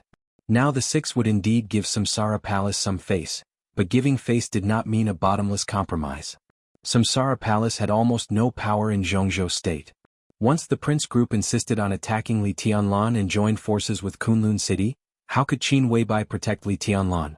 If they ignored the Samsara Palace that could not enter Zhongzhou state, Qin Weibai could hardly do anything. Qin Weibai sat up straight and glanced at Zhuang Huayang. Her voice was still calm and languid. She said softly, Samsara is nothing in Zhongzhou state, but the deputy commander of the Eastern Theater of Operations cannot trample on its dignity. The corner of Li Baitian's mouth twitched quietly. He secretly glanced at Qin Weibai and did not dare to say anything. Who could have thought that this little woman, who looked calm and harmless at this time, was so powerful on the mountain just now? Faced with hundreds of policemen, she was the first to use her gun and the first to shoot. No one believed that Qin Weibai dared to shoot, not even He Qingting, the deputy director of Huading Police Station, whose head was pointed at by her with a gun. So when Qin Weibai asked her to kneel down, she just sneered and said, shoot if you can. Then Qin Weibai did shoot. Without saying a word, she directly pulled the trigger at her head. Without the slightest bit of hesitation, he was so decisive that everyone was dumbfounded. At the critical moment, If Yi Qingting had not knelt down because she felt that Qin Weibai's finger was really pulling the trigger, the shot pointed at her head would have completely blown her head off. Even so, the shot brushed past her scalp. It was a brush with death. Deputy Director He, who was kneeling on the ground to avoid the bullet, could not say a word at that time. With her head full of blood, she just knelt on the ground and did not dare to move for a long time, as if she was scared silly. Li Beidian had lived for so many years, but it was the first time that he saw such a domineering woman. A pure queen. Li Tianlan disabled Zhong Xiaofeng because of a word. Qin Weibai dared to kill He Qingting because of a word. Chapter 63. The limousine drove into the Yonghua Villa district and finally stopped at the gate of Qin Weibai's detached villa. They got out of the car one by one. When they walked into the villa, Qin Weibai looked back at Li Beidian and Ning Chenqing, and then at Wang Yuetong with a playful look.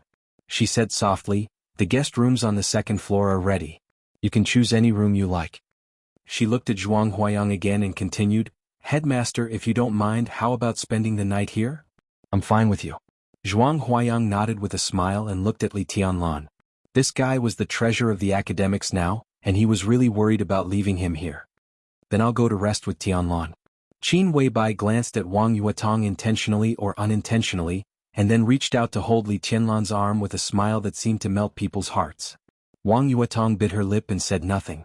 Li Beidian whistled and let out a strange laugh. It was a meaningful one. "Laugh your ass," Li Tianlan scolded with a smile. He felt uncomfortable under Wang Yuetong's gaze and went upstairs with Qin Weibai. "Your friends are quite interesting." Qin Weibai took Li Tianlan's arm and walked up the stairs. She chuckled and said, "Ning Chenqing and Li Taishu, these two people can at least reach the peak of the thunder-shocking realm in the future.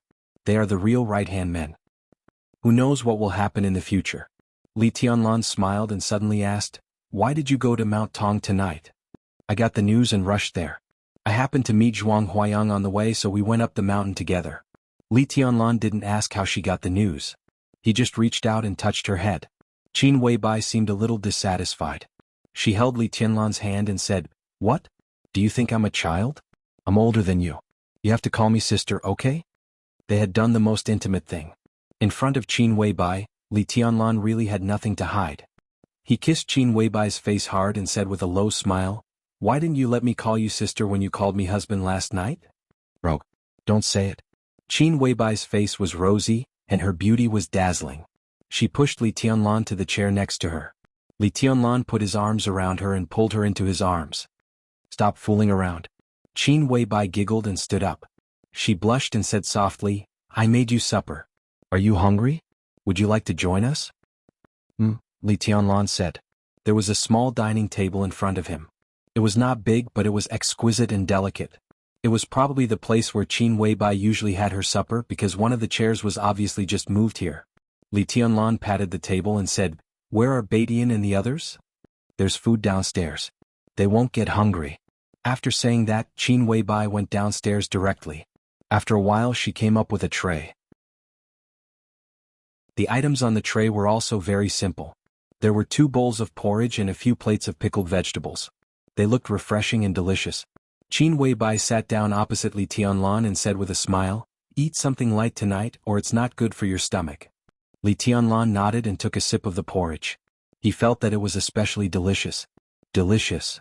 Li Tianlan smiled and said softly, "What's inside?" "Shiitake mushrooms, lean meat and vegetables.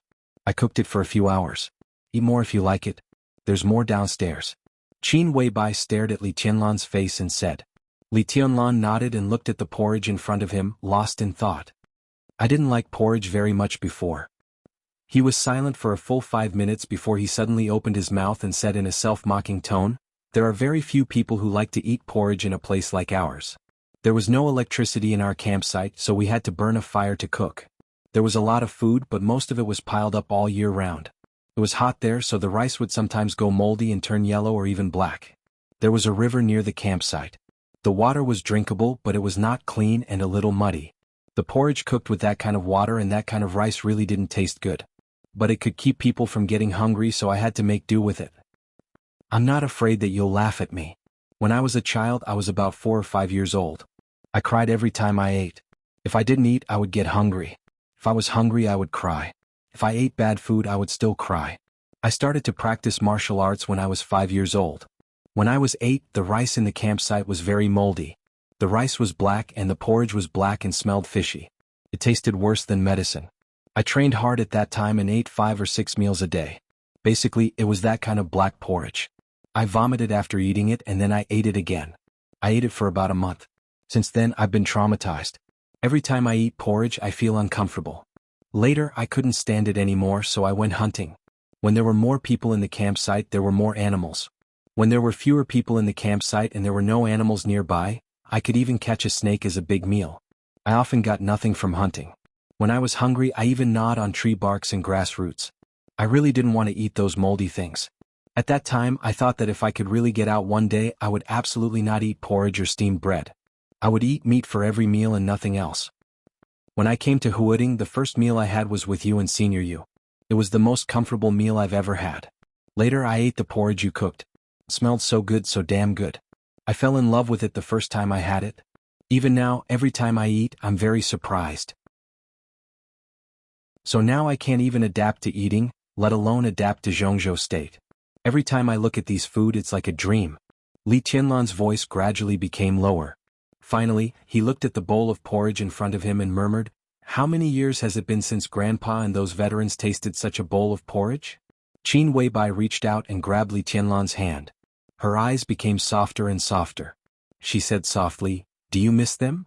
"Yes, even in my dreams. I can't wait to bring them to Huading now. I want them to see the prosperity now, and I want Grandpa to see you, his granddaughter-in-law." Li Tianlan smiled. Qin Weibai blinked and deliberately diverted Li Tianlan's attention. She said with a smile, "Granddaughter-in-law? I'm not the granddaughter-in-law in your grandpa's heart. In any case, I won't let him be satisfied." Li Tianlan was stunned. His originally gloomy mood also became confused. "What do you mean?" Qin Weibai deliberately guided Li Tianlan's mood. She sat opposite him and said with a smile, "Do you know why I don't let you go back to the Sky Academy with Zhuang Huayang? I just want to give some people a chance. Since you entered the school, you've performed so well. Some people have been waiting for so many years. I guess they can't sit still anymore." Li Tianlan was still at a loss. Full. Qin Weibai gently glared at Li Tianlan and said in a soft tone, "Didn't your grandpa tell you? You have an engagement. Have you forgotten? The person you will marry in the future is her." When she said this, Qin Weibai's expression was calm and gentle, but her eyes were a little complicated. Li Tianlan's heart trembled slightly. He subconsciously shook his head and said in a firm tone, "I only want you. Marry me?" Qin Weibai blinked her eyes and smiled sweetly. "Marry you?" Li Tianlan said resolutely and without any hesitation, "The engagement can't stop me. Grandpa can't stop me. No one can." Qin Weibai looked at Li Tianlan in a daze and did not speak for a long time. Li Tianlan's face seemed to be a little hot, but he hesitated and said, "In my heart, only you are the most perfect." Platter. Qin Weibai suddenly reached out and directly swept all the things on the table in front of her under the table. The porridge and pickles fell on the ground in a mess. She stood up and put her hands on the table. She lifted her long and straight legs one by one. Under Li Tianlan's somewhat dull gaze, she climbed directly onto the table and climbed toward him. Li Tianlan swallowed hard. Qin Weibai's face was red. She was obviously a little shy to do this kind of thing for the first time, but she did not have the slightest intention to stop. She climbed over the table and sat directly in Li Tianlan's arms, her eyes like silk. At this moment, Qin Weibai could be said to be extremely charming, wild, and sexy. Li Tianlan breathed quickly and held Qin Weibai's body tightly. The hot blood rushed and washed away his reason, making him almost completely crazy. Chapter 64. Stepping into the corridor on the second floor, Li Baidian began to sigh as soon as he entered the room. His long and short sighs looked really miserable. Ning Qianxing was seriously injured, but if he didn't fight he could move slowly. He followed Li Baidian in, frowned slightly and said, "What the hell are you screaming for?" CKU. This is called melancholy. Melancholy, do you understand? Li Baidian rolled his eyes. Looking at the large and soft bed in the room, he sighed again and shook his head. Look at Tianlan hugging the first beauty of Huading to sleep tonight, and then look at us? We're King sharing the same bed. Gay love is everywhere. The gap between us is too big. Ning Qianxing's mouth twitched. He didn't think much at first, but after hearing Li Baidian's words, he suddenly felt that the big bed in front of him was an eyesore. He shook his head and sat on the bed. He glanced at Li Badian and said with a smile, "What? Envy, jealousy, and hatred?" "Of course I am." Li Badian sighed and said, "Didn't you see it on the mountain? She really shot me.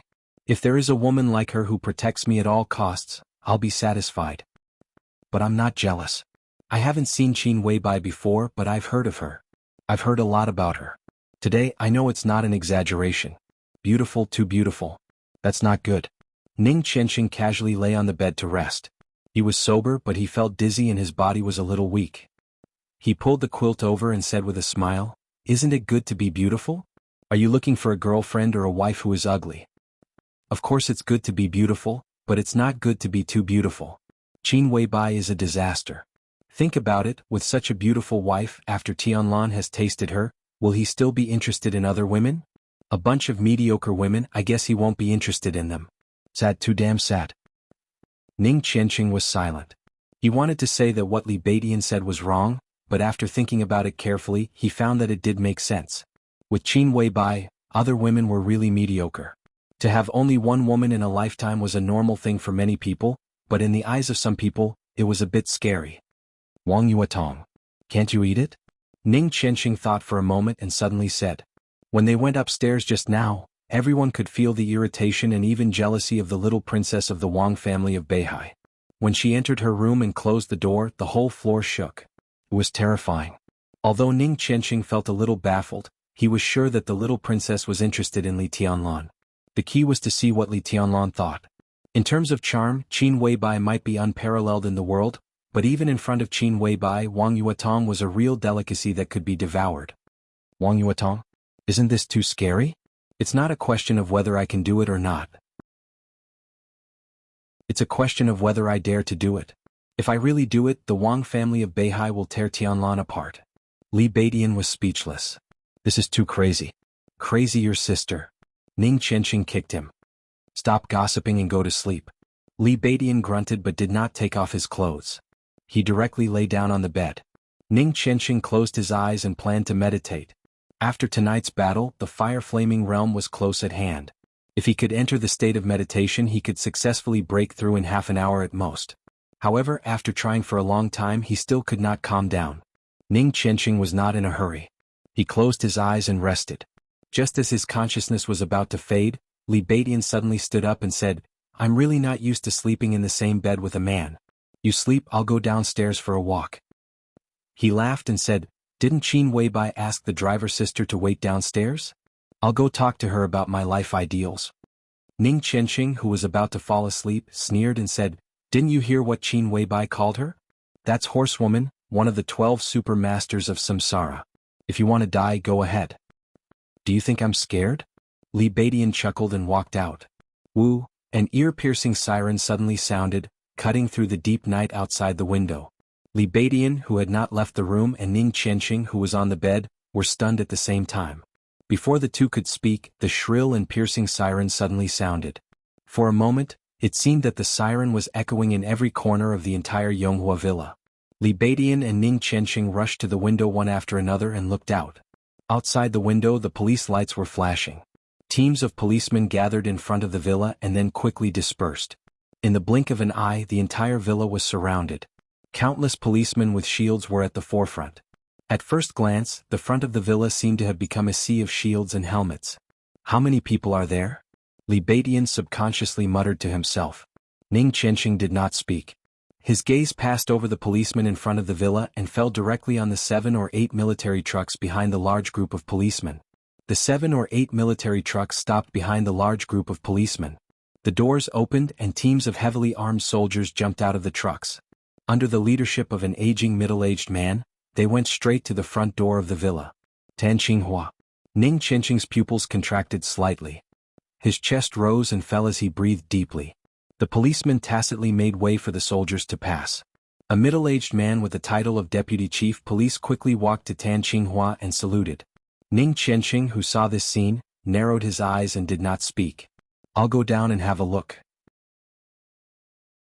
Li Badian suddenly spoke with a serious expression. Ning Qianqing subconsciously looked at his watch and then said, "Let's go down together." What will come can't be avoided. The two looked at each other and walked out of the door together. They had thought that after leaving Mount Tong, both the Zhong family and the Tan family would calm down. At least there would be no trouble tonight. But they did not expect that they would act so quickly. What was going on outside? The police, armed police, special police, and the army appeared together, which also meant that the Zhong family and the Tan family had officially joined hands. In terms of time, the two sides had even reached an agreement at the first moment. Otherwise it would not have been so fast. Outside the villa, the siren had quieted down. Tan Qinghua, who had come to avenge his son in a military uniform, shook hands with the deputy chief police in front of him and said in a hoarse voice, "Director He, are you sure this is the place?" "Yes, the murderers who injured Zhong Xiaofeng and killed Tan Xilai are all here. Should we arrange someone to call them?" The deputy chief police let go of Tan Qinghua's hand. His tone was neither humble nor arrogant, but his eyes were extremely cold. "Don't bother. Just arrest them." Tan Xilai's expression was dull, but he was still polite to the deputy chief police in front of him. He said gently, "Director He, thank you for your hard work. We need your people to cooperate with us later." Yiping. He was one of the 11 standing committees of Huading, the director of the Ministry of Politics and Law and the director of the Huading Police Station, a capable general of the Prince Group, and one of Zhong Yongming's right-hand men in Huading. He was the boss of Huading's political and legal system, and Tan Qinghua, the deputy commander of the Eastern Theater of Operations. The two core figures of the Prince Group were working together. Such a scale was enough to show how determined the Zhong family and the Tan family were at this time. They obviously did not intend to care about the reputation of the Samsara Palace. "My people will act with the comrades in the Eastern Theater of Operations. Secretary Zhong has instructed me to cooperate fully." He Ping nodded and said calmly. In fact, this senior official at the level of deputy governor was also very annoyed. He Qingting, the deputy director of the Huading police station, was a mad dog raised by the Zhong family and also a confidant of He Ping. But in Mount Tong she was forced to kneel by Qin Weibai. A dignified deputy director of the bureau knelt down. Not to mention the policeman present at that time, even he, the director of the Ministry of Politics and Law, felt ashamed. No matter how strong the Samsara Palace is, it is outside the country. This is Zhongzhou State. When you are respected, you are the distinguished guests of Zhongzhou State. When you are not respected, you are nothing. No matter how strong the palace master of the Samsara Palace is, she has not dared to enter Zhongzhou State for many years. Now there are 4 invincible realm experts in Zhongzhou State.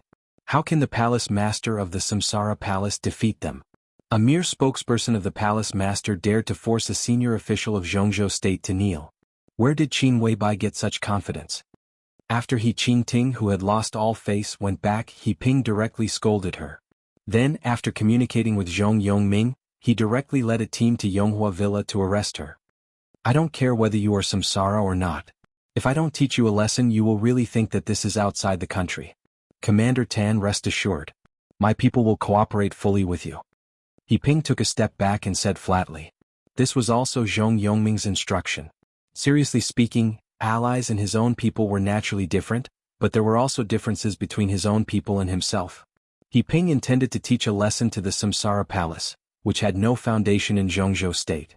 But since Tan Qinghua was willing to test the waters first, He Ping naturally would not stand out. Tan Qinghua coughed, nodded slightly and led his people forward. Behind him, 300 elites of the Eastern Theater of Operations followed suit and approached the door of the villa. The villa was quiet and there was no response at all. Tan Qinghua slightly narrowed his eyes, opened the front door and walked into the detached courtyard. Looking at the still quiet villa, he suddenly sneered and said without hesitation, "Raging Fire, take Team 1 and Team 2 and go directly in to arrest them. Team 3 is responsible for guarding. Whoever dares to resist or escape, kill on the spot." His voice was cold and gloomy, clearly echoing in the small courtyard and into the villa. "Yes." Raging Fire, the guard with a scar on his face who had been following him, subconsciously straightened his body. Behind him, 300 elites of the Eastern Theater of Operations pulled the bolts at the same time, and the crisp sound of metal hitting each other was uniform. The 300 elites were expressionless and they were ready for battle. Raging Fire looked back at them, slightly narrowed his eyes and waved his hand. "Team 1 and Team 2 follow me in." 200 people stepped out at the same time, followed Raging Fire, and directly rushed to the door of the villa in a fighting posture. The dense and rapid footsteps were not messy at all. The scene of 200 elites moving forward in silence had an indescribable aggressiveness and impact. In Europe, trespassing on private property is a very dangerous thing. Are you sure you want to do this? A sexy voice with an exotic charm rang out. It was neither fast nor slow, sounding elegant and gentle, but an extremely dangerous aura instantly filled the entire courtyard. Raging Fire, who was about to enter the villa, suddenly stopped in his tracks. Less than 5 centimeters away from his feet, a weak electric light shone. It looked gentle, but it spread wildly in the blink of an eye. There was a faint sound of thunder rolling across the sky. In an instant, the glaring electric light spread unscrupulously in the air, getting brighter and brighter, increasing in number and finally connecting into a large area. The entire villa was almost surrounded by the electric light. Countless bright lines intertwined and flickered densely. The air was extremely distorted, and after the electric light, the villa became blurry. Raging Fire stopped in his tracks. Facing the electric light that could easily turn him into a pile of charcoal, his expression was still calm. The 300 elites of the Eastern Theater of Operations were also expressionless. This is Zhongzhou State. Tan Qinghua's face was livid under the large area of electric light. The corner of his mouth twitched and he said gloomily, "Who are you? Horsewoman of Samsara." A tall and sexy figure of a woman appeared at the gate of the villa. Through the electric light, her blonde hair danced wildly, and she looked dignified and holy. "Can you stop me?" Tan Shilai's tone was sarcastic. Of course he had heard of Horsewoman. Even among the 12 super masters of Samsara, Horsewoman ranked relatively high. She was at the peak of the thunder-shocking realm, and her strength even surpassed the peak. It was indeed terrifying, but so what? This was Zhongzhou State. Even experts of the invincible realm outside the country did not dare to kill in Zhongzhou State. Tian Ling, who was shot to death by human emperor 15 years ago, was a living example. Tan Qinghua's eyes were cold. His son's murderer was in the villa.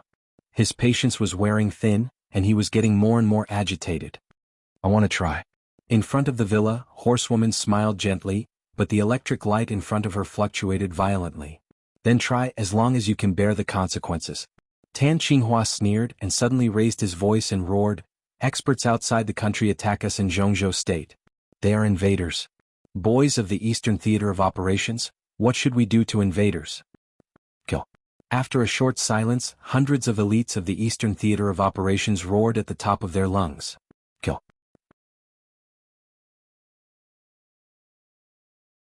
Chapter 65. This was the only thought in Tan Qinghua's mind. The cooperation between Samsara Palace and Zhongzhou State in recent years was indeed pleasant, and they had established a relatively good friendship. However, there were too many variables in the friendship between a big country and a big force. Not to mention anything else, Zhongzhou State had never welcomed Samsara Palace to enter its territory to develop its own force, which was enough to show the subtle relationship between the two. As the spokesperson of the master of Samsara Palace, Qin Weibai was in Huading, so Zhongzhou State could turn a blind eye. After all, when Zhongzhou State needed Samsara to contribute to something, it was the most convenient thing to contact Qin Weibai. Since Horsewoman, Flaming Fire, and the other super masters of Samsara were in Huading, Zhongzhou State could also turn a blind eye. But if the super masters of Samsara attacked the soldiers of Zhongzhou State, it would be a taboo. If foreign experts attacked the army of Zhongzhou State, they were enemies and invaders. If Horsewoman really dared to attack the soldiers of the Eastern Theater of Operations, then the entire Zhongzhou State would become her enemy. None of the 6 could protect her, nor would they dare to. Protecting her was tantamount to treason. At that time, not only her but also Flaming Fire, and even Qin Weibai would be uprooted. There was no second possibility. Tan Qinghua was well aware of the consequences, and he believed that Horsewoman also knew. Therefore, although the lightning in front of him was gorgeous, in his eyes, Horsewoman was completely bluffing. Tan Qinghua's eyes were cold. He was not in the mood to play any psychological tactics with Horsewoman. Whether Horsewoman was pretending or really crazy, he did not intend to compromise. Ning Qianqing must die. Who dares to move? A deep and old voice suddenly sounded at the door. In everyone's sight, Zhuang Huayang, the headmaster of the Sky Academy, also in a military uniform with the rank of general, appeared in front of the door. Li Beidian and Ning Qianqing stood on both sides of him. Tan Qinghua, who had been calm, suddenly became ferocious the moment he saw Ning Qianqing. He stared at Ning Qianqing. In his eyes, besides coldness, there was only a kind of naked hatred and brutality. Headmaster Zhuang, what do you mean? Tan Qinghua's tone was cold. His eyes seemed to be completely fixed on Ning Qianqing and refused to move away. Zhuang Huayang casually glanced at Horsewoman. The knight hesitated for a moment before waving his hand. There was a slight fluctuation in the air, and the lightning that had shrouded the entire villa instantly disappeared. I'd like to ask what Commander Tan means. The life-and-death duel between Tan Shilai and Ning Qianqing is a normal internal competition of our Sky Academy. Commander's reaction is so extreme. Are you trying to trample on the rules of our academy? Zhuang Huayang took a step to the side, intentionally or unintentionally, and stood in front of Ning Qianqing, staring at Tan Qinghua as he asked. He killed my son. Tan Qinghua said in an old-fashioned tone, I have to bring him back. As he spoke, Lai Hua and the 300 elites from the eastern battle zone took a step forward at the same time. The sound of their footsteps landing on the ground rang clearly in the courtyard, dull and clear. This is an internal matter of our Sky Academy. Since the commander chose to send Tan Shilai to the Sky Academy, you should have made such preparations. I'm sorry you can't take Qianqing away. After the internal study of the Sky Academy, you will be given an explanation. Zhuang Huayang said coldly. At this moment, the old headmaster, who always seemed to smile at everyone and seemed to have no temper at all, was expressionless. His words were filled with an indescribable strength and determination. I can't take him away? The corners of Tan Qinghua's mouth rose. A grim smile gradually spread on his face and became more and more obvious. He suddenly pulled his collar and roared, I don't want an explanation from your Sky Academy today. I must take Ning Qianqing away. You can't stop me, no one can stop me. He Ping, the director of the political and legal department of Huading, who had been following behind Tan Qinghua, frowned slightly. Tan Qinghua could do anything in the face of Horsewoman, but it was a bit difficult to deal with Zhuang Huayang, who was also a general of the military. He couldn't treat Zhuang Huayang as a foreign expert, could he? Seeing that things were going to be awkward, He Ping coughed and suddenly said with a smile, Headmaster, I'm here to take away a young man named Li Tianlan. He injured Secretary Zhong's son, Zhong Xiaofeng. The Municipal Public Security Bureau wants to take him back to the Bureau for investigation. Headmaster, this is not an internal matter of the Sky Academy, is it? Bullshit. Zhuang Huayang sneered. Looking at He Ping's suddenly embarrassed face, he said mercilessly, Li Tianlan is also a freshman of the Sky Academy. If this is not our internal matter, then what is it? We deal with our own students. This is the rule. If you want to break the rule, you can try. I've been in the special warfare system for so many years. Although I didn't do well as the headmaster of the Sky Academy, I still have to uphold the rules of the academy. I'll make it clear today. You Tan Qinghua can't take Ning Qianqing away. You He Ping can't take Li Tianlan away either. Zhuang Huayang. Tan Qinghua's face suddenly turned red. His emotions were almost completely out of control. He roared angrily, I'm going to take the murderer away today. Let's see what you can do. Domineering. No wonder you're the deputy commander of the Eastern Theater of Operations. You're really domineering. Before Zhuang Huayang could respond, a casual male voice rang from behind Tan Qinghua. With a strong smile, the voice did not care about Tan Qinghua's current feelings at all. When I was a child, my brother told me that the strongest fist is the last word. Old Tan, old Zhuang, what's the use of you two dawdling for a long time? Just fight. Old Zhuang is not weak. Old Tan, you have hundreds of elites under your command. So many policemen are not to be trifled with. Anyway, you're in a hurry to take revenge. Fight first and talk later. You don't need to think about the consequences, do you? Tan Qinghua frowned and looked back with a sullen face. In his sight, a young man in beige casual clothes walked over lazily with his hands in his pockets, ignoring all the policemen present. The young man was tall and handsome. When he smiled, he seemed to be full of a modest and gentle temperament. He was harmless and made people feel very comfortable. Zhuang Huayang glanced at him and raised his eyebrows slightly. He was calm and collected. Tan Qinghua's body tensed up and he said attentively, What are you doing here?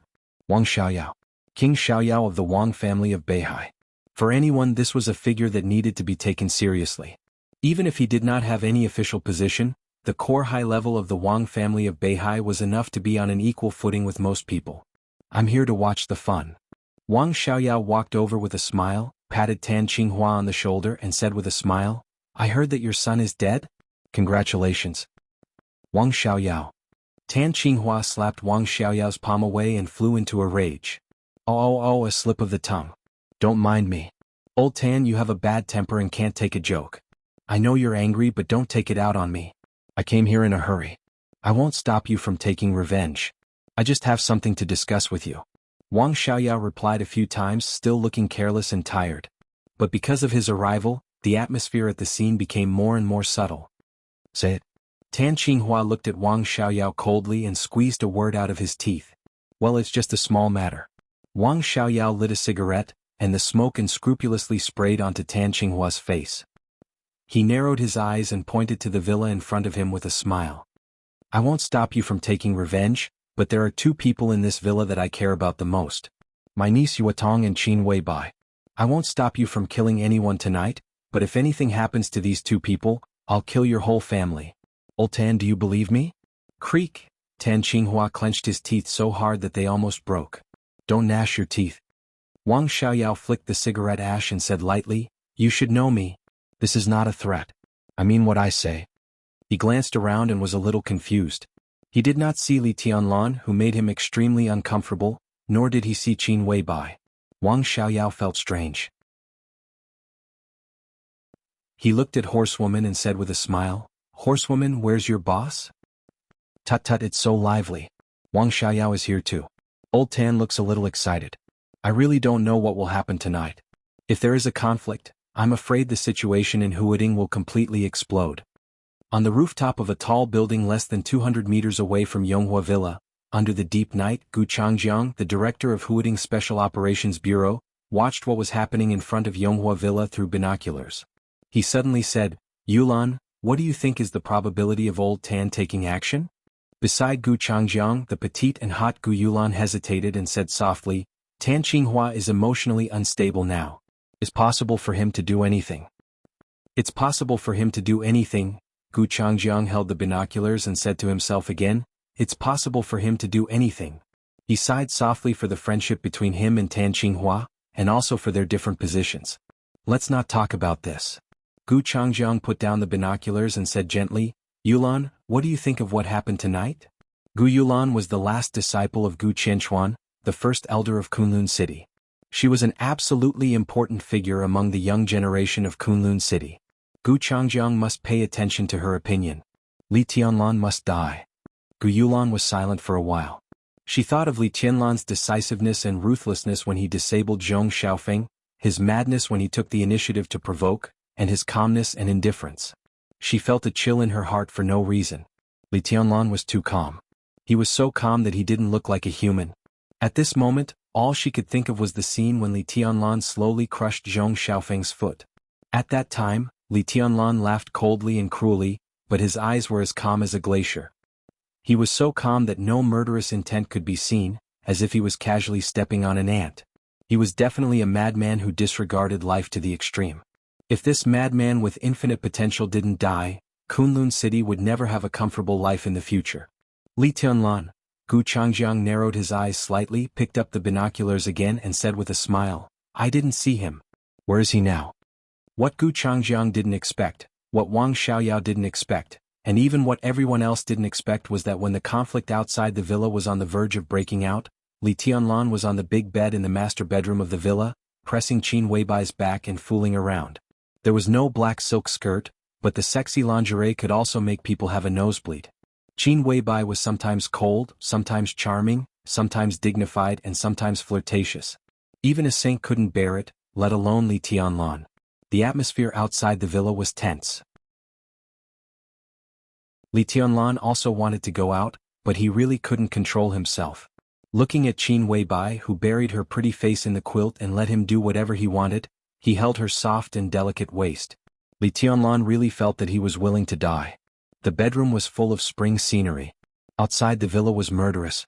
At the critical moment of avenging his son, Tan Qinghua really didn't want to provoke Wang Xiaoyao, who spoke in a gentle voice as if he loved him when he said he would kill his whole family.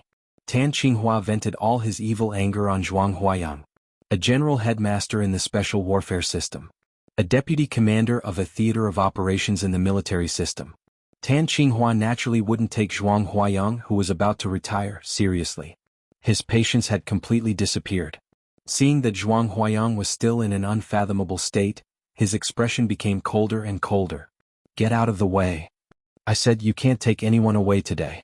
Not to mention these 300 people, even if there were 10 times more people, you still can't. Zhuang Huayang looked at Tan Qinghua with no expression. The electric light lingered between his fingers and gradually spread to his whole arm. At this moment, Zhuang Huayang was still elegant, but as the electric light spread and expanded on his arm, his whole person gained a trace of a strong and cold aura and style. You're forcing me. You're forcing me. You're forcing me. Tan Qinghua's tone became louder and louder. He suddenly roared, "Get out of the way." Zhuang Huayang said nothing and just sneered. Tan Qinghua took a deep look at the motionless Zhuang Huayang, nodded and said, "Very good." Under Zhuang Huayang's suddenly focused eyes, Tan Qinghua spoke again, "Raging Fire." Raging Fire, who was blocking the entrance of the villa with 300 elites, responded loudly. Tan Qinghua glanced at Zhuang Huayang and said calmly, "Kill Ning Qianqing. Whoever dares to stop you, kill them too." Raging Fire looked at Zhuang Huayang in front of him. A red light flashed in his eyes and even the scar on his face became ferocious. He raised the submachine gun in his hand and aimed directly at Zhuang Huayang. Behind him, the 300 special warfare elites of the Eastern Theater of Operations were expressionless as they raised their guns at the same time. The corner of Raging Fire's mouth twitched and he directly roared, "Kill! Who dares?" A magnetic voice reverberated in the night sky, drifting and clear as if it came from the horizon. Everyone looked up at the same time.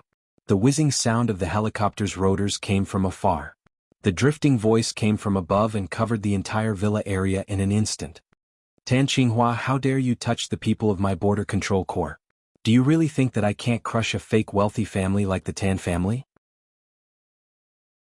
Or do you think that the 550,000 professional soldiers of the Border Control Corps don't dare to kill your so-called own people?" A helicopter flew in from hundreds of meters away.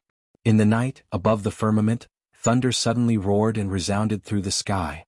For a moment, the whizzing sound of the helicopter seemed to have disappeared. Everyone's ears were filled with a roar and only thunder could be heard. The sky above the entire villa area began to glow. Lightning flashed in the sky, revealing a kind of elegant and dangerous blue in the pale sky. A majestic sword intent as vast as the sea came crashing down from above like the power of heaven. In a trance, there was a kind of indomitable heroic spirit.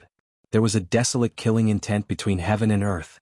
The sword intent reached the ground from hundreds of meters high in the sky, and the entire villa area shook violently. In front of Zhuang Huayang, Raging Fire was walking at the forefront. The 300 Eastern Theater of Operations elites behind him were completely like powerless ants under this sword intent. The sword intent spread and hundreds of people were all sent flying. They fell from side to side and were instantly seriously injured. Jade Lake Sword Scripture. 9 Heavens Wind and Thunder Sword. The helicopter flew overhead. A figure, accompanied by the lightning that filled the sky, fell along with the thunderclaps. His figure landed directly in front of Tan Qinghua, who had an extremely ugly expression on his face. He reached out and grabbed Tan Qinghua's neck, lifting him up. Chapter 66. 15 years ago, Night Spirit, a super force in the Dark World, went east to Zhongzhou State. 2 superiors of the Invincible Realm led 3,000 elites to invade the border of Zhongzhou State. After the battle, Tianling, the superior of the Invincible Realm organized by Night Spirit, died under the attack of the Human Emperor, and another superior of the Invincible Realm, Tianxin, fled with serious injuries. 3,000 Night Spirit elites and nearly 10,000 foreign mercenaries were annihilated by the Border Praetorian Corps, with not a single survivor. 12 years ago, a terrorist organization with the code name Turk, in the northern border could be said to have a strong and powerful army. Their troops were mobilized at the border, and 2,000 elites from the Border Praetorian Army launched a surprise attack on the headquarters of the Turk organization. After 36 hours of fierce battle, the 50,000 soldiers of the Turk organization were wiped out, and the 20,000 captives were all killed. 9 years ago, there was a border conflict between Zhongzhou State and Heng State. In less than 12 hours, 20,000 elites of the Border Praetorian Corps set foot in Heng State and marched 800 miles in 72 hours. Guns and cannons roared and blood flowed like a river. 5 years ago, Bloody Blade, a super mercenary group in the Dark World, accepted a mysterious commission. Before they sent their troops to Zhongzhou State, 3,000 elites of the Border Praetorian Corps had secretly sneaked into their base. 30,000 mercenaries, whether they resisted or surrendered, were all slaughtered. In the past 2 decades, the country had been enjoying peace and prosperity, but the border Praetorian Corps of Zhongzhou State had been fighting constantly. The super forces of the Dark World, mercenary groups, killer groups, terrorist organizations, and even some mysterious armed forces of unknown origin. The Border Control Corps never lacked opponents. They were the most elite super-large combat corps of Zhongzhou State and also the most cold-blooded corps. Because their commander had said something when he took office 20 years ago. This sentence was still widely spread in the Dark World and had even derived countless versions. It could be called a famous saying in the Dark World. None of my enemies survived. That's what he said and that's what he did. In the past 20 years, the Border Praetorian Guard Corps had fought countless battles, and their army commander had always taken the lead in every battle. Resist? Kill. Surrender? Kill. Wherever the Border Control Corps passed, there were only dead people besides their own people. Over the years, the number of enemies who had died in the hands of the Border Control Corps had long been uncountable. Countless blood and corpses had watered the prestige of the 550,000 troops of the Border Control Corps. At the same time, it had also created a code name that, although not in the Invincible Realm, was more famous than many Invincible Realm experts. One of the 4 gods of Zhongzhou State, Dongqing Wudi, the god of massacre of Zhongzhou State. He was a member of the decision-making committee of Zhongzhou State and one of the only 3 marshals in the military. No one could have imagined that Dongqing Wudi would appear here. Tan Qinghua didn't expect it, Zhuang Huayang didn't expect it, and even Ning Qianqing didn't expect it. Dongqing Wudi's domineering appearance made it clear that he did not intend to save the Zhong family and the Tan family any face. The dignified general of the Zhongzhou State military and the deputy commander of the Eastern Theater of Operations was now held in the air by the neck. This was probably the most shocking scene that most people had ever seen in their lives. The corners of Zhuang Huayang's mouth twitched slightly. It was said that Dongqing Wudi was arrogant, bloodthirsty, and extremely protective. Now it seemed that the rumors were true and even a little conservative. Marshal? Ning Qianqing finally reacted and rushed to Dongqing Wudi's side. His eyes were feverish and his whole body was trembling with excitement. Dongqing Wudi glanced at Ning Qianqing and nodded with a smile. This was an old man who was filled with an indescribable aura from head to toe. He was dressed in a military uniform and was about 50 years old. His temples were grizzled and his appearance was not outstanding. However, his eyes were indescribably wild and fierce, like an eagle soaring in the sky, ready to pounce at any time. Every move he made seemed to have a kind of courageous and murderous aura, which was a kind of soul-stirring deterrent. You killed his son? Dongqing Wudi looked at Ning Qianqing and said with a smile. His voice was deep and magnetic, and it seemed that every word he said had a charm that made people listen carefully. Tan Shilai took the initiative to propose a life-and-death duel. He lost and I won. Ning Qianqing subconsciously straightened his body and replied calmly. Well done. Dongqing Wudi said casually, but his grip on Tan Qinghua's neck tightened. He narrowed his eyes and stared at the military general whose rank was only 1 level lower than his, and said lightly, What do you have to say? Tan Qinghua's face had turned purple-red. His feet were subconsciously struggling in the air, but his eyes were burning with extreme anger when he looked at Dongqing Wudi. Marshal, what do you mean? Tan Qinghua's breathing became more and more difficult. He held Dongqing Wudi's palm with both hands and barely squeezed a few words out of his throat. Before Dongqing Wudi could speak, a furious roar suddenly rang out, Let go of the commander. Raging Fire, who had just been sent flying by a stream of sword energy, had just gotten up. When he saw the scene in front of him, he was so frightened that he rushed up with a shout without even thinking about it. Dongqing Wudi, the god of massacre. Who was he? His bloodthirsty character was well known in the whole Dark World. He was famous for being cold-blooded and cruel both internally and externally. In the past 2 decades, there had been many senior officials who had impeached Dongqing Wudi. But this marshal with outstanding military exploits had always been in his current position, hadn't he? It would not be surprising if such a ruthless man killed Tan Qinghua, the deputy commander. No one would doubt Dongqing Wudi's courage. With nearly 600,000 elite troops in his hands, what couldn't he do? What couldn't he do? Bang! Dongqing Wudi's expression was cold. He kicked Raging Fire in the chest with his heavy military boots. The expert at the peak of the fire-flaming realm was kicked away before he landed on the ground. In the air, a large amount of blood burst out from all over his body. His body slammed into a parasol tree in the courtyard of the villa. The trunk trembled violently. Raging Fire's body twitched a few times and then fell silent. You offended your superior. Damn it. Dongqing Wudi said blandly. At this moment, not only the policeman, but also He Ping's body trembled slightly. With his current status, he didn't have to be like this at all.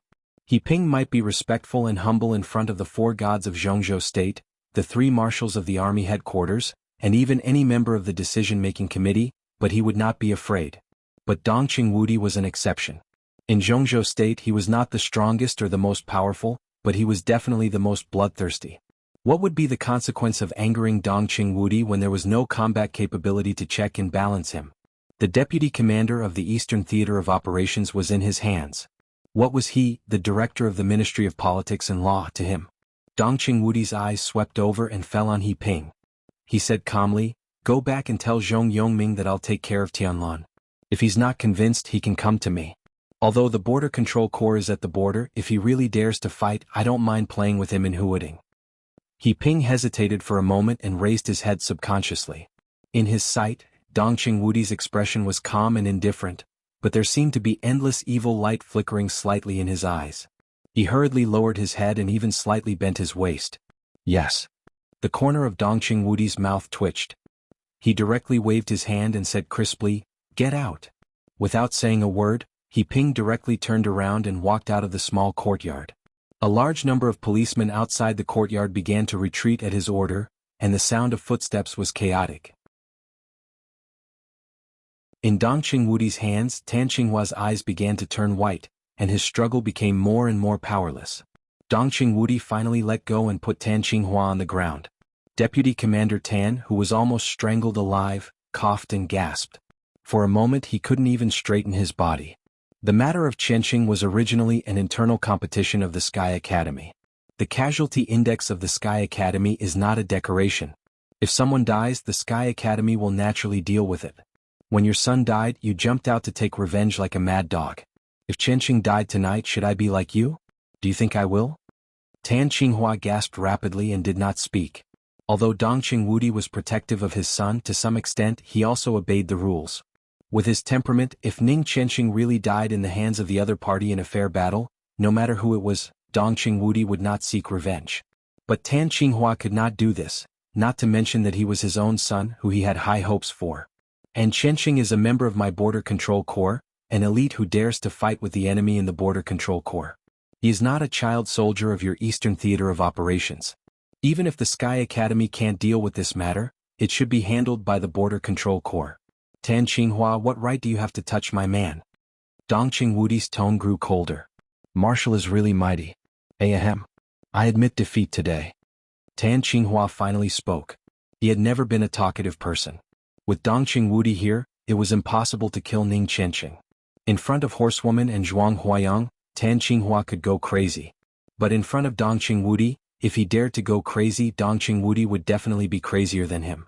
At that time, the 300 elites of the Eastern Theater of Operations, including himself, would not be able to walk out of this villa. He believed that Dongqing Wudi definitely had the courage to kill. Since the situation was like this, Tan Qinghua did not bother to talk nonsense.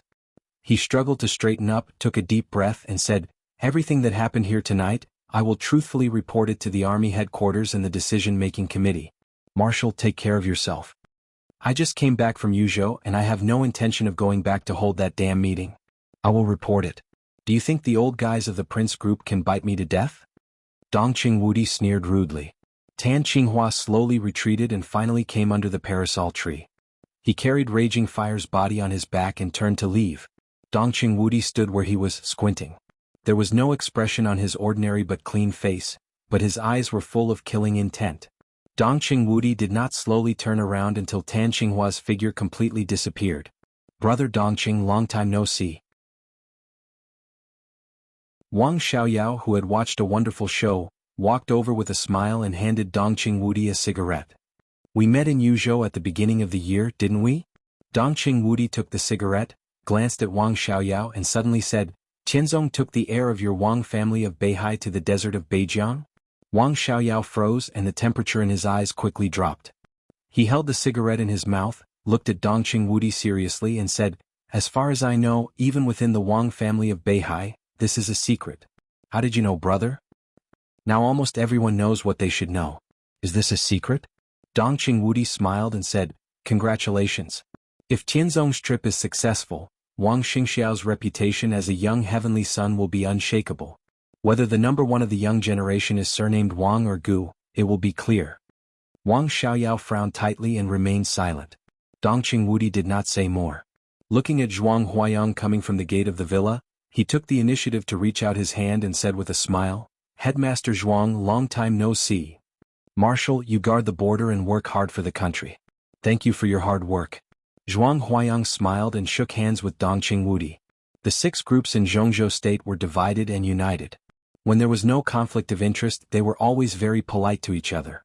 But tonight, Dongqing Wudi and Zhuang Huayang had the same demand, so there was more or less some sincerity in the politeness. "Thank you, Headmaster, tonight." Dongqing Wudi shook Zhuang Huayang's hand hard and said solemnly, "Everyone has their own needs. It's what we should do." Zhuang Huayang smiled and pointed to the villa. "Let's go in and have a seat. Xiaoyao, come with us." "Forget it. Brother Dongqing, Headmaster, if there's nothing else, I'll take Yuatong back. Let's catch up another day." Wang Xiaoyao shook his head. He had wanted to see Qin Weibai, but the news that his elder brother Wang Tianzong and nephew Wang Xingxiao had gone to the desert of Beijiang had spread like wildfire. Obviously, there was something wrong with the intelligence system of the Wang family of Beihai. This matter could be big or small, but if it was not dealt with as soon as possible, it would always make people feel uneasy. Zhuang Huayang glanced at him and nodded with a smile. Wang Xiaoyao left the villa in a hurry with Wang Yuatong, who walked to his side in silence. Dongqing Wudi took a deep look at Wang Xiaoyao, moved the corner of his mouth and whispered, "This King Xiaoyao of the Wang family of Beihai is not as simple as he looks." Zhuang Huayang smiled and said nothing. No matter how complicated Wang Xiaoyao was, it was the business of the Wang family of Beihai. It had nothing to do with him, so he did not want to say more. Dongqing Wudi looked at Li Beidian, then at Horsewoman, and then his eyes fell on Ning Qianqing. "Qianqing, where is Tianlan?" Li Beidian, who was watching silently, thought of the conversation he had with Ning Qianqing when they first met.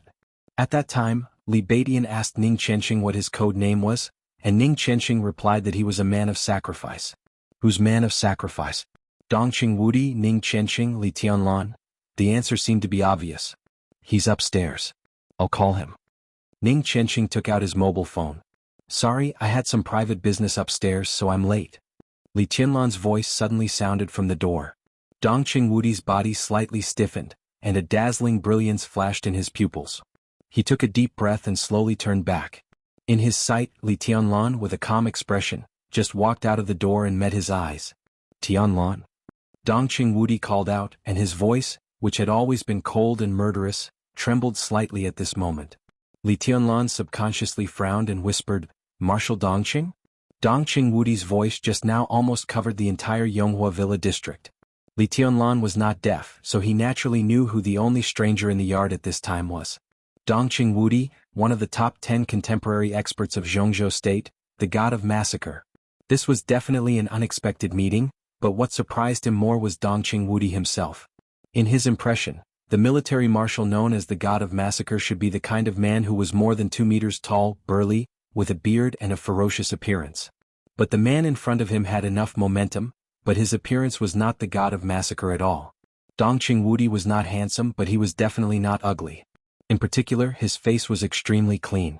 It was not the kind of clean without a beard, but his face did not have the vicissitudes and hardships that a middle-aged man should have. It was so clean that there seemed to be no trace of time. If it were not for the white hair at his temples, even if someone said that he was just a young man in his 30s, Li Tianlan would believe it. Dongqing Wudi took a deep breath. In a very short time, the cigarette butt in his hand had been unconsciously crushed by him. He subconsciously took a step forward and suddenly said, "Tianlan, how about going back to Zhongyuan province with me?" Li Tianlan looked inexplicable. He did not know what this uncle god of massacre was doing and could not answer for a while. "Marshal, why are you in such a hurry? Since you are here, you should at least say hello to the owner of this place, right? Go in and have a seat first?" Zhuang Huayang laughed in a low voice. His eyes flickered as if he knew something, but he did not seem to know what. Thinking of the phone call he had received from Zhongyuan province, Zhuang Huayang had thousands of speculations in his heart, which were simply wonderful. Yes, go in and have a seat first." Dongqing Wudi suddenly realized his gaffe. He coughed awkwardly and walked into the villa. Horsewoman had taken out the tea set from the living room and was ready to make tea. Dongqing Wudi was not in the mood to appreciate the foreign girl's tea ceremony. He looked at Li Tianlan and was about to speak. Qin Weibai, who did not choose pajamas like Li Tianlan but changed into casual clothes, had already walked down the steps. Marshal Dongqing, you came to visit in person. Sorry for not going out to greet you. Qin Weibai said in a soft tone. Her tone had a trace of charm that she herself did not realize. Her beautiful face, which was almost unreal, was red. Although her hair had been combed, it still looked a little messy. At this moment, Qin Weibai was no longer the cold and strong spokesperson of Samsara Palace. Charming and languid, she looked exactly like a little woman who had just been moisturized. All the people present were experienced. In this situation, how could they not know what had just happened between Qin Weibai and Li Tianlan? It was estimated that only Qin Weibai and Li Tianlan did not know how many loopholes their supposedly flawless cover-up were. The corners of Zhuang Huayang's mouth twitched. He lowered his head, sighing at the carefree nature of the young couple, but also feeling a little weird. Dongqing Wudi glanced at Li Tianlan with a strange look. When he saw Qin Weibai approaching, he subconsciously stood up and made a gesture of greeting. Marshal, why are you so polite? Qin Weibai raised her eyebrows and naturally sat down beside Li Tianlan. This is to thank you. Dongqing Wudi said in a deep voice. Thank you for what Samsara has done for Zhongzhou State and the Border Control Corps in recent years. I hope Boss Qin can tell the Palace Master that Zhongzhou State hopes to continue to cooperate with you in the future. As for tonight's little misunderstanding, it's just a few idiots who don't understand the overall situation making trouble. The decision-making committee will punish Tan Qinghua, He Ping and others. This is our sincerity. So, tonight's matter is solved? Qin Weibai asked with a smile as she took the tea from Horsewoman. Dongqing Wudi hesitated for a moment and said slowly, after tonight, the Zhong family and the Tan family will not use official means to pursue this matter. As for privately, he didn't finish but he didn't need to. No one could do anything to the two wealthy families in private as long as they didn't get evidence. That's good. Qin Weibai said softly, holding the teacup. Tonight, Tan Qinghua came to Yonghua Villa and was stopped by Horsewoman. Because of the official relationship, once the two sides fought, it would be a foreign master against the official of Zhongzhou State. Once the official name was gone, even if they fought to the death, it would be a personal grudge. Boss Qin and Tianlan? Dongqing Wudi was silent for a while, and finally couldn't help asking. The living room seemed to be quiet for a second. Then Qin Weibai's natural and unrestrained voice sounded. Her face was still red, but there was a trace of happiness and joy in her eyes. I'm already Tianlan's woman. He said he would marry me. Dongqing Wudi's face changed slightly. He touched his nose subconsciously and said with a wry smile, Congratulations, congratulations. It's good that you think so, Marshal. Qin Weibai said softly with a smile and gently fixed the collar of Li Tianlan's pajamas. Dongqing Wudi had nothing to say. At this time he really didn't know what to say to Qin Weibai, so he looked at Li Tianlan and asked, Tianlan, would you like to go back to Zhongyuan province with me? What? Li Tianlan's tone was calm, but there was some doubt in his eyes. He always felt that there was something wrong with the way Dongqing Wudi looked at him. He thought of the engagement that Qin Weibai had mentioned not long ago. His heart gave a little jump. Why do you ask so many questions? You're so fussy. You weren't so fussy before. Would our marshal harm a stinking brat like you? A rough and hearty voice sounded from outside the door. Li Tianlan suddenly turned back. A stout figure strode into the living room, looked at Li Tianlan and laughed. He was actually very tall, but his fat body could deceive people's eyes. The man had a beard and a bald head, completely looking like a middle-aged non-mainstream man. He left a deep impression wherever he went. Li Tianlan's eyes were full of surprise from the bottom of his heart. He said with a smile, Uncle Lei, why are you here? Let me introduce myself again. The bearded man laughed and said, Thunder God, the commander of the Guards Battalion of the Border Praetorian Corps, and also the Marshal's bodyguard. Now you can go to Zhongyuan with us without worry, right? Yes. Li Tianlan still had doubts in his heart, but he agreed without hesitation. Then let's go. Dongqing Wudi, who had been sitting, suddenly got up, grabbed Li Tianlan's hand and directly pulled him out. He couldn't wait. Happy New Year to everyone, it's the beginning of the month. Brothers with guaranteed monthly votes, give them to the Special Warfare Team. Asking for monthly votes.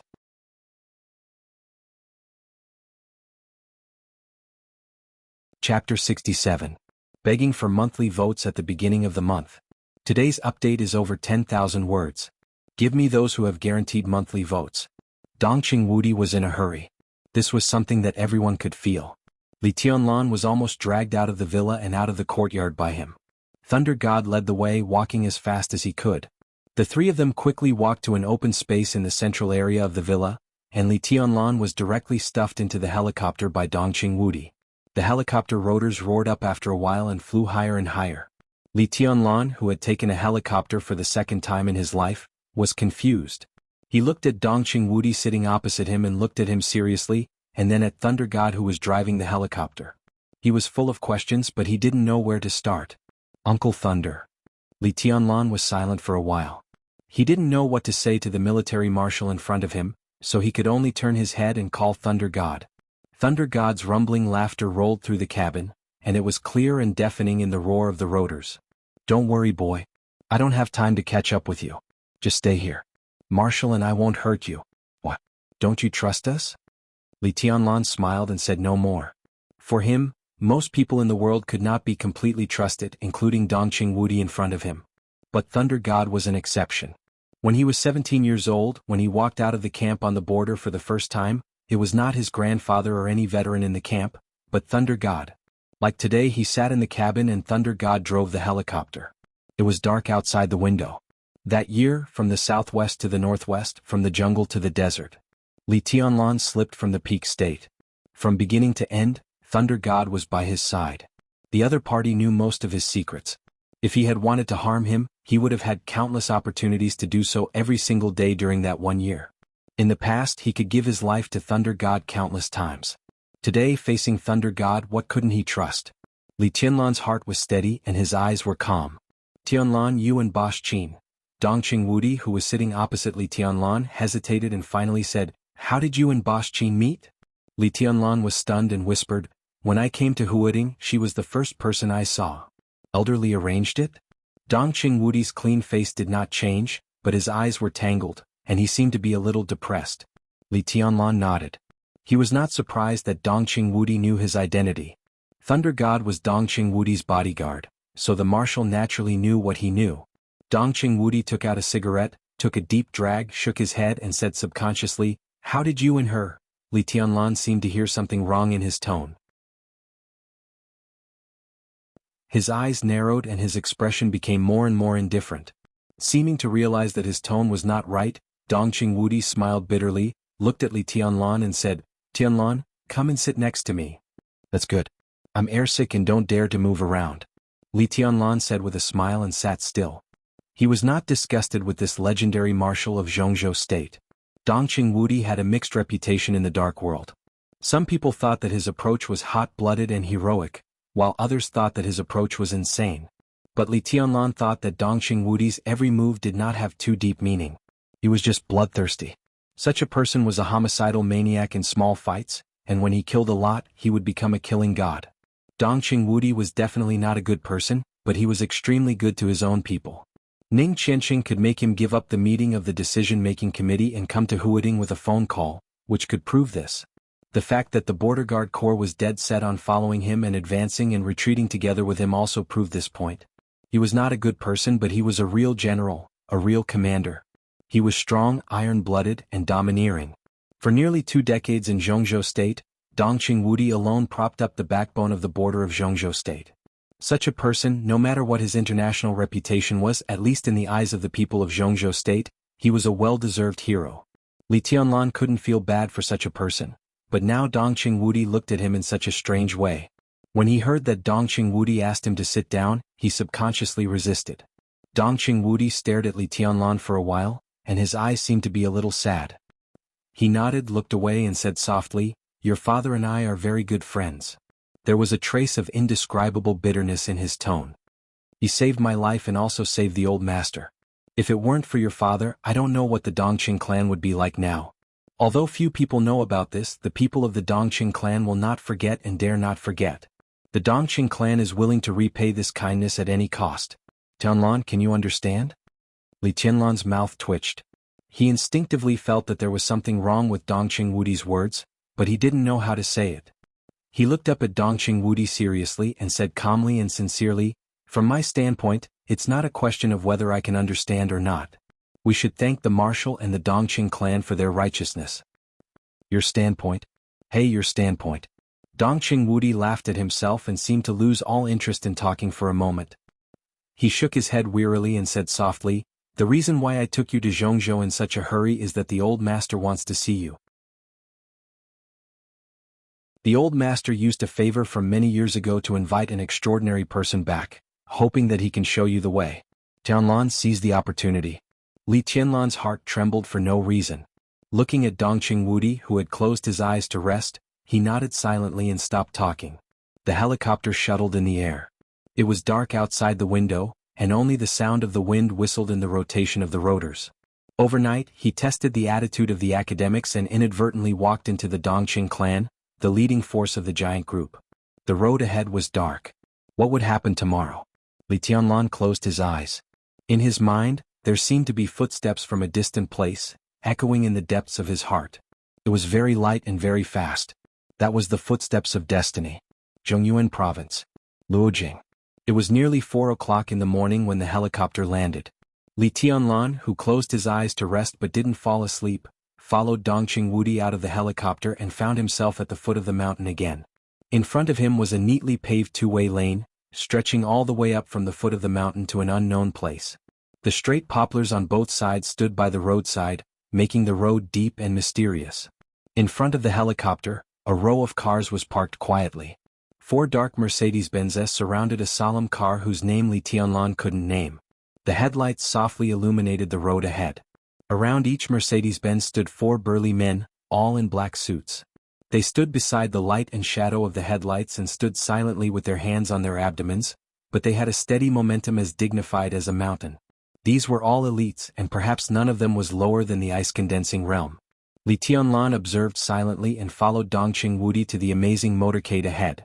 In front of the luxury car whose name Li Tianlan couldn't name, an old man standing in front of the car saw Dongqing Wudi coming over and immediately came over with a smile. He ignored Dongqing Wudi, just looked at Li Tianlan and said with a soft smile, "Are you young Master Li?" The old man was slightly fat with slick back hair and neatly combed hair. He was dressed in a tang suit and cloth shoes. He was clean and his eyes were kind. It was easy to make a good impression. "I'm Li Tianlan."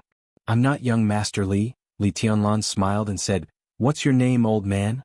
"Tianlan, this is Uncle Lin, one of the old master's bodyguards in those days. Now he is the steward of the family." Dongqing Wudi took the initiative to introduce him in a calm tone. The light in front of him shone on his face, and no one could see his expression clearly. "Hello, Senior," and Li Tianlan reached out and shook hands with the old steward politely. Because of the mysterious and forbidden Dongqing Huangtu, Li Tianlan was very interested in the Dongqing clan, and he also learned some superficial information from Ning Qianqing. Before Dongqing Wudi served as the commander of the Border Control Corps, it had always been Dongqing Hongguang, the old master of the Dongqing clan, who supported the family. The old master was also one of the marshals of Zhongzhou state and also entered the decision-making committee. In terms of status, he was 1 level higher than the current Dongqing Wudi. At his peak, he was the nominal second-in-command of the Zhongzhou state military, but in fact he was the first in charge of the daily work of the military. In the military, his ranking was second only to the president of Zhongzhou state, and he was a real giant and a big shot. Dongqing Hongguang's bodyguard in those days could absolutely be said to be a real expert. "Don't stand on ceremony, young Master Li. Welcome to the Dongqing clan," Senior said with a smile, looking very kind. "Young Master Li, the old master and the master are waiting for you. Please get in the car." "Uncle," and Dongqing Wudi suddenly said, "Give me a car. I still have something to do, so I won't go to the old master's place. I'll go and have breakfast with him later." Senior agreed with a smile and gave Dongqing Wudi a Mercedes-Benz. Dongqing Wudi took a deep look at Li Tianlan, strode into the Mercedes-Benz with Thunder God and drove away. Li Tianlan calmly watched the Mercedes-Benz go away. Under the guidance of Senior, he got into the luxury car of an unknown brand. Senior drove the motorcade all the way up the mountain. The road wound all the way up, deep and calm. Occupying a mountain to be king. Such a word suddenly came to Li Tianlan's mind, and then he smiled bitterly. According to Ning Qianqing, the whole Zhongyuan province was the territory of the Dongqing clan, which was the real top wealthy family in Zhongzhou state. Now the Dongqing clan just divided a mountain as their headquarters. How could it be called occupying a mountain to be king? The motorcade gradually sped up. The noise behind them faded away. Lights finally appeared in front of them. A super-large modern villa appeared in Li Tianlan's sight. The villa was 4 stories high and extremely wide. On the quiet top of the mountain, lights surrounded it. The entire villa became more and more dazzling and magnificent. In front of the villa was a large courtyard that had been transformed. It was neatly and reasonably planned with gardens, rockery, pools and jungles. The scenery was quiet, and the fragrance of flowers was overflowing. The night wind blew, wrinkling the pool, ruffling the flower beds and ruffling the jungles. In a trance, Li Tianlan even felt that he had come to another world. He had been to the garden party and the scenery in the garden party was also very beautiful, but that was a club. Here, however, was a private house. At this moment, Li Tianlan looked at everything in front of him and felt nothing but shock. Let's go. The old master is inside. Don't be nervous, young Master Li. Senior and took Li Tianlan out of the car and led the way to the villa. Li Tianlan took a deep breath. He was not nervous, but he felt a little uncomfortable standing in front of the top wealthy family in Zhongzhou State for the first time. In the courtyard, several patrols in black suits were carefully observing the surrounding environment. When they saw Seniorin, they all bowed respectfully. Seniorin looked indifferent. He took Li Tianlan all the way forward, pushed open the door of the villa and went straight in. The decoration inside the villa was equally magnificent. But Li Tianlan's eyes were focused on the 2 people sitting in the small reception room. A gray-haired old man. A kind-looking old monk in a kasaya. The old man was about 70 or 80 years old. He was thin and although he had white hair, he was extremely energetic. His eyes were even more majestic and he had a kind of strong aura without anger. He was murderous and had the same origin as Dongqing Wudi. Li Tianlan confirmed the old man's identity at once. He was Dongqing Hongguang, the old master of the Dongqing clan. Although the old man did not have the title of God of Massacre, he was also decisive, cold-blooded, and cruel when he was young. The Dongqing clan had been like this since the beginning. Every generation was bloodthirsty, and Dongqing Wudi's generation could be said to have reached the peak. As for the monk beside the old man, Li Tianlan did not know him. Young Master Li is here. Seniorin pushed the door open and said with a smile, looking at the white-haired old man in the living room. The old man had already noticed Li Tianlan behind Seniorin. His eyes were astonishingly bright and he laughed and said, Tianlan, come here, let me have a good look. Li Tianlan walked over and opened his mouth, but did not know what to say. He could only bow slightly and said with a smile, Hello, old master. What old master? Dongqing Hongguang stared at him and said, Call me grandpa. I've been friends with your grandpa for many years. It's not too much to ask you to call me grandpa, is it? Li Tianlan was a little embarrassed. He subconsciously touched his nose and opened his mouth, but he could not say anything. Dongqing Hongguang did not embarrass him. His bright eyes became softer and softer and he suddenly said, How is brother Li? In the blink of an eye, you've grown up so much. I haven't seen my brother for a long time. Grandpa is fine. Li Tianlan nodded. If he had something to say, he would never say much. In front of such a sophisticated big shot, the more he said, the more mistakes he would make. Dongqing Hongguang nodded and said with a smile, Come on, let me introduce you. This is Great Master Wu Wei. You may not have heard of this name, but you must have heard of the Great Soaring Temple, right? Great Master Wu Wei is the living Buddha with the highest seniority in the Great Soaring Temple. Even the current abbot of the Great Soaring Temple has to call him martial uncle. The Great Soaring Temple. Li Tianlan had naturally heard of this name. It was a martial arts force with a reputation only slightly worse than that of Mount Shu and Jade Pool. It practiced both Buddhism and Taoism, and its Buddhist incantation of 9 words was even more powerful. There were monks and Taoist priests in the Great Soaring Temple. Although it was a temple, the current abbot of the temple was a Taoist priest. His Taoist name was Tathagata, and he was one of the top 10 contemporary experts in Zhongzhou State. Taoist Tathagata's martial uncle? This was a real expert. Li Tianlan bowed slightly and said softly, Greetings, Great Master. Amit Ba. Great Master Wu Wei smiled and put his palms together to return the salute. Looking at Li Tianlan, he suddenly laughed and said, Benefactor, do you believe in destiny? Do you believe in karma? Li Tianlan raised his eyebrows and suddenly thought of Shen Xuanzi. The opening remarks of these 2 people were basically the same. I believe it or not. Li Tianlan chose his words carefully and said seriously, Great Master, can you see my karma? My karma? Great Master Wu Wei hesitated and put his palms together without saying a word. He seemed to be in a dilemma. Great Master, just say it. Li Tianlan said directly. Dongqing Wudi had already said on the plane that the Dongqing clan invited an eccentric person today to show him the way. Naturally, he would not stand on ceremony. If he really met a master in metaphysics, it would be of immeasurable help to him in the future. I see the karma of the donor. Great Master Wu Wei raised his head, took a serious look at Li Tianlan, and then lowered his head. Great Master? Dongqing Hongguang frowned slightly and couldn't help calling out. Great Master Wu Wei hesitated again, lowered his eyelids, put his palms together and said, "This donor has gone against the general trend and forcibly defied the natural order. I'm afraid he will die young and miserably in 10 years at most." 10 years at most, miserably. Dongqing Hongguang's expression changed dramatically, but he was not angry. There was only worry in his eyes. Xian Xuanzi of Taoism sect and Wu Wei of Buddhism sect could be said to be the real grandmasters of metaphysics in Zhongzhou state. The former was at least utilitarian, so it was easier to invite him. But the latter was a real free spirit. If it weren't for the fact that Great Master Wu Wei owed the Dongqing clan a karma many years ago, he would not have been invited today. But now he was invited, and the other party said that Tianlan would die miserably. What the hell was this? Li Tianlan raised his eyebrows slightly, but his expression did not change at all. He just said calmly, "Great Master, do you have a solution? Everything depends on God's will." Great Master Wu Wei chanted the name of Buddha and said meaningfully, "Originally, the donor's fate was unsolvable and destined to be miserable. But about 20 years ago, the donor's fate was changed. I'm not sure what will happen in the future." Li Tianlan nodded expressionlessly, stood up and said, "I'll go to the bathroom." He got up and walked out of the small reception room. Senior In, who was standing in the living room, immediately came out and said with a smile, "What's the matter, young Master Li?" Li Tianlan nodded seriously. "Although I know it's impolite to say this, if possible, I still hope that the Dongqing clan will throw the old monk out." "Why?" Senior An's face froze.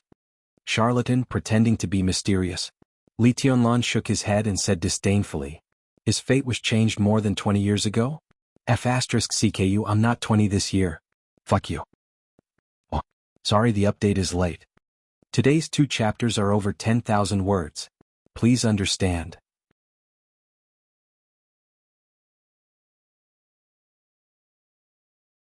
Chapter 68.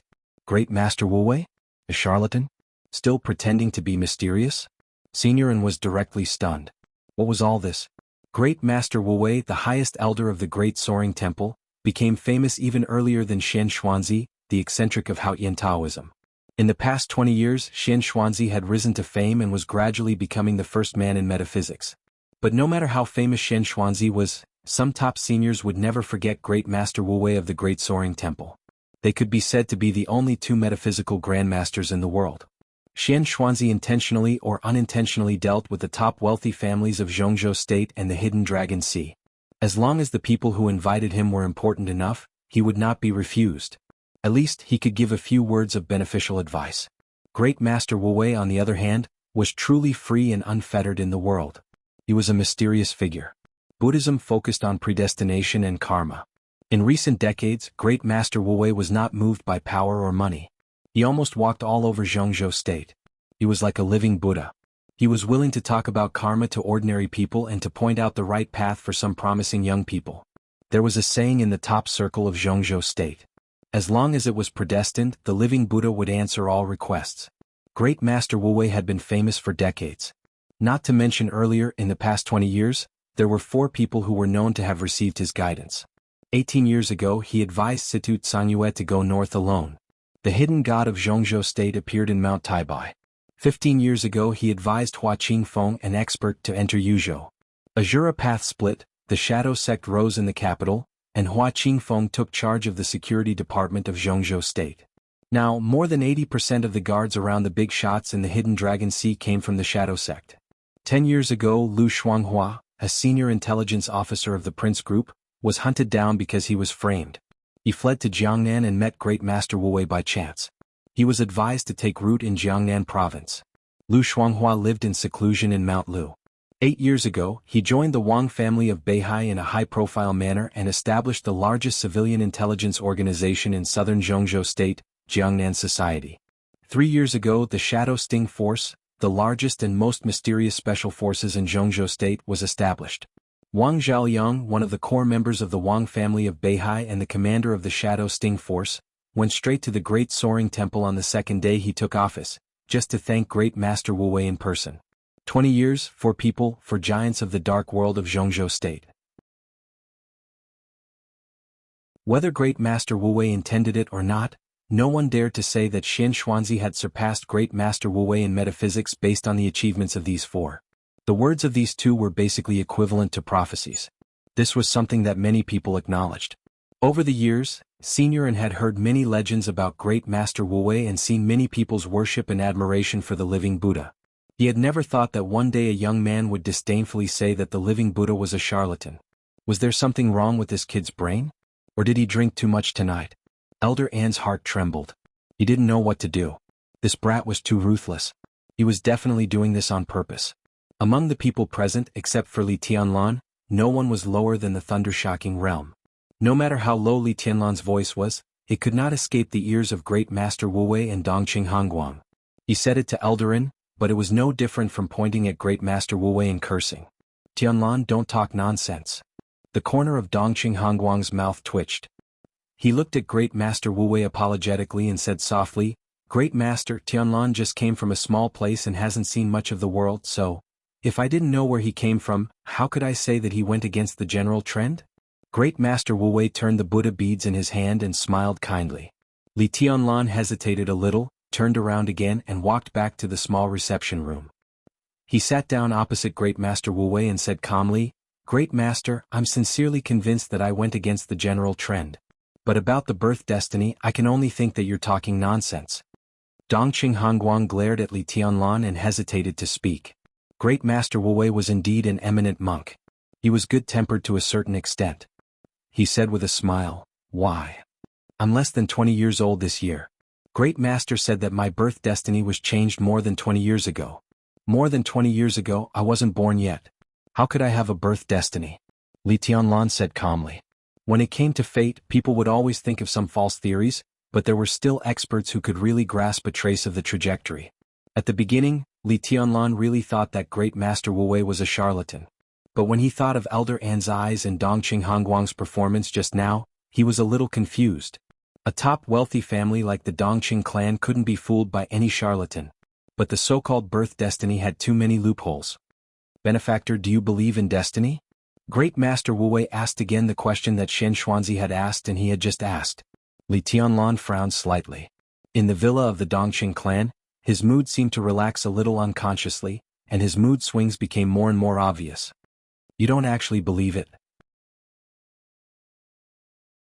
Great Master Wu Wei chuckled and looked at Li Tianlan. You don't believe in destiny, so you don't believe that someone has changed your birth destiny for you. Li Tianlan was silent. Just a few words about the mandate of heaven and the birth destiny had already made him dizzy. He looked at Wu Wei.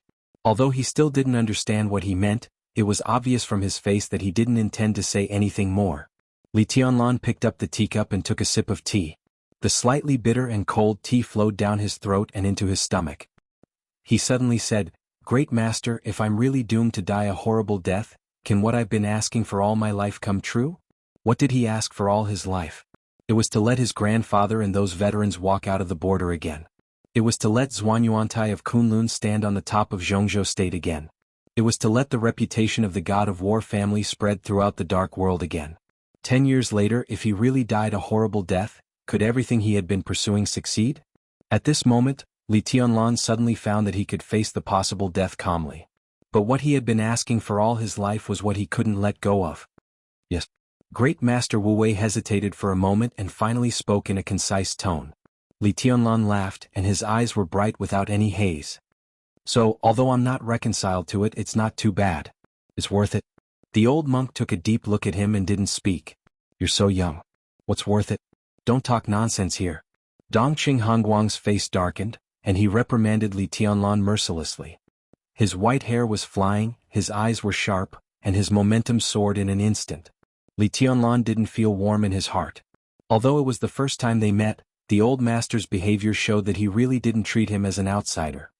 Great Master, if Qianlan's birth destiny is really changed by someone, what will happen in 10 years? Dongqing Hongguang stopped looking at Li Tianlan and looked directly at Great Master Wu Wei. His tone was calm but his eyes were earnest. Great Master Wu Wei shook his head. I don't have any good suggestions. There's still a long time. It depends on benefactor Qianlan's own luck. Dongqing Hongguang's heart sank. Although he didn't hear any pessimism from the old monk's mouth, there was no optimism either. Dongqing Hongguang was a little worried about gains and losses. He didn't give up and asked, is there really no solution? Return to the mountains and forests and don't care about the world. Great Master Wu Wei turned the Buddha beads in his hand and said calmly. Dongqing Hongguang gave a wry smile and glanced at Li Tianlan. Sure enough, he didn't change his expression as if he hadn't heard it. There was no difference between having such a method and not having it. I'm leaving. Great Master Wu Wei suddenly stood up, looked at Dongqing Hongguang and said with a smile, you and I are destined to meet in this life. If you don't mind, how about giving me a ride? Li Tianlan, who was about to get up and see the old monk off when he heard that the old monk was going to leave, stopped and sat back on the sofa. It was obvious that the old monk wanted to talk to Dongqing Hongguang alone. Dongqing Hongguang was a little hesitant, not about whether to see him off, but about whether to let the old monk go down the mountain. Great Master Wu Wei was elusive. This time, the Dongqing clan could invite him up the mountain because of a cause and effect many years ago. For the Dongqing clan it was a great favor. But such a favor was exchanged for such a result from the old monk. Dongqing Hongguang was really depressed. He stood up with a wry smile and walked out of the small reception room with the old monk. When they were about to step out of the reception room, Great Master Wu Wei in front of them suddenly turned around, looked at Li Tianlan and said with a smile, I'd like to give you a piece of advice. I'm afraid there will be a disaster in the near future. You should be careful and prudent. Li Tianlan was stunned, nodded and said sincerely, Thank you, Great Master. Great Master Wu Wei smiled and turned to leave. When he walked out of the gate of the villa, Dongqing Hongguang, who was unwilling, hesitated a little and finally said, Great Master, is it a good thing or a bad thing that Qianlan's, his birth destiny has been changed? Walking in the courtyard on the top of the mountain in the deep night, Great Master Wu Wei glanced at Dongqing Hongguang with a smile and said softly, His birth destiny has just been formed. Now it seems that it's not much better. Destiny is not static, but there is a general trajectory. Changing one's birth destiny is probably the difference between 10 deaths and 9 deaths. It's not easy to change one's destiny against heaven and earth and fight for life with heaven and earth.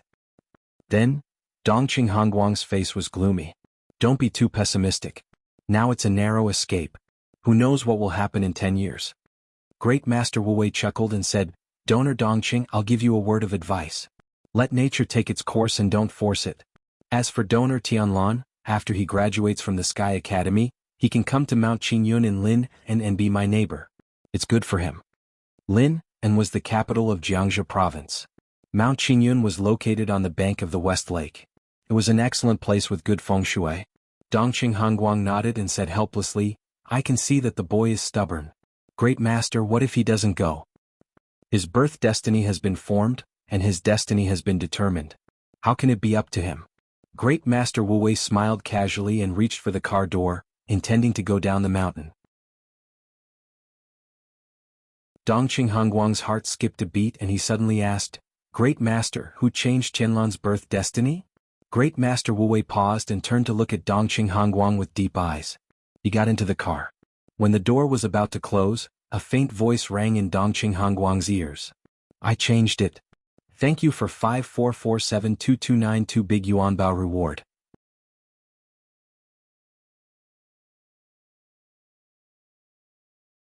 Chapter 69. When Dongqing Hongguang walked back to the small reception room, he was obviously a little absent-minded. Li Tianlan was a little surprised, but he couldn't say anything. The hand on the clock was about to point to 5 o'clock in the morning.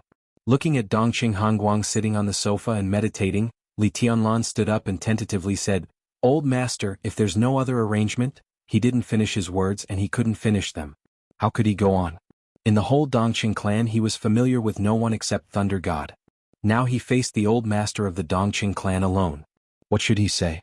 Go back to Huading without any arrangement? It was too impolite. Moreover, the other party invited Great Master Wu Wei to come and give him some advice. Although he didn't get any good words, the Dongqing clan's affection was obvious. It seemed a little inappropriate to leave now. But if I don't leave, will he arrange a place for me to rest? He doesn't regard me as an outsider. Li Tianlan thought he was a very reserved person and couldn't do such a thing. Oh, I forgot you, boy. Dongqing Hongguang's serious face relaxed slightly. He looked at Li Tianlan with a hearty smile. The old man looked calm and collected, but Li Tianlan felt uneasy. The old man's eyes were so strange, as if he was looking at a treasure. That kind of soft and surprised look appeared on an old man, and Li Tianlan instinctively got goosebumps. Come with me. Dongqing Hongguang patted Li Tianlan on the shoulder and went straight upstairs. Li Tianlan wasn't sure if the villa had an underground space, but the ground level was 4 stories high. Such a large luxury villa naturally had an elevator. Dongqing Hongguang took Li Tianlan into the elevator and went all the way up. Metaphysics is metaphysics. It exists, but it doesn't represent everything. I'm old, and the older I get, the more I believe in fate. But at the same time, I also believe in the saying that man can conquer nature. In the elevator, Dongqing Hongguang suddenly opened his mouth. He looked at Li Tianlan and said flatly, "Boy, I won't fool you. Great Master Wu Wei is arguably one of the most famous metaphysics grandmasters. What he said is a reference, even a very high reference value. With your temperament, you shouldn't be depressed by his words. But I'm afraid you'll go to the other extreme. You have a long life. Don't really think you have 10 years to live like that. It's not worth it. It's just stupid." Li Tianlan was stunned. He really didn't expect that Dongqing Hongguang would say this to him.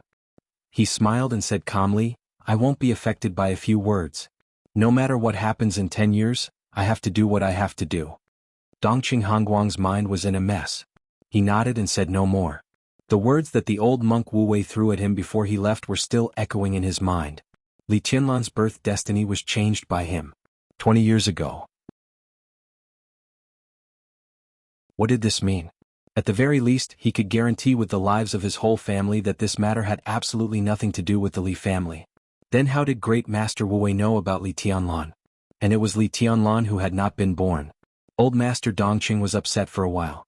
When dealing with this kind of metaphysics grandmaster, the most terrible thing was that he didn't finish his words, which could make people want to hack him to death. The elevator reached the 4th floor.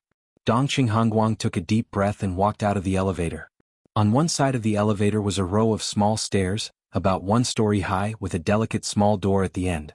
"Come on," Dongqing Hongguang said and walked up the steps. Li Tianlan followed silently and watched the old man open the door. The night wind poured into the villa. A vast and boundless night appeared directly in front of Li Tianlan. Li Tianlan was stunned. Behind this door was not a secret room but the rooftop of the villa. Dongqing Hongguang opened the door and walked out. Li Tianlan followed closely behind. The rooftop was large and clean, surrounded by white jade railings, exquisite and gorgeous. The wind was slightly strong and cold, which made people's minds suddenly clear. The light was dim as night and dawn alternated. Li Tianlan leaned on the white jade railing and looked around. Everywhere he looked, there was lush greenery, wide roads, dense forests and vast plains. Standing there and looking, everything in his line of sight was downward. Only he was at the highest point, looking down at everything around him from the perspective of a bird's eye view. Li Tianlan was silent, but his heart was surging with emotions. "Tianlan, what do you think a man should pursue the most in his life?" Dongqing Hongguang stood beside Li Tianlan, lit a cigarette, took a big drag and asked in a gentle tone. The corner of Li Tianlan's mouth moved.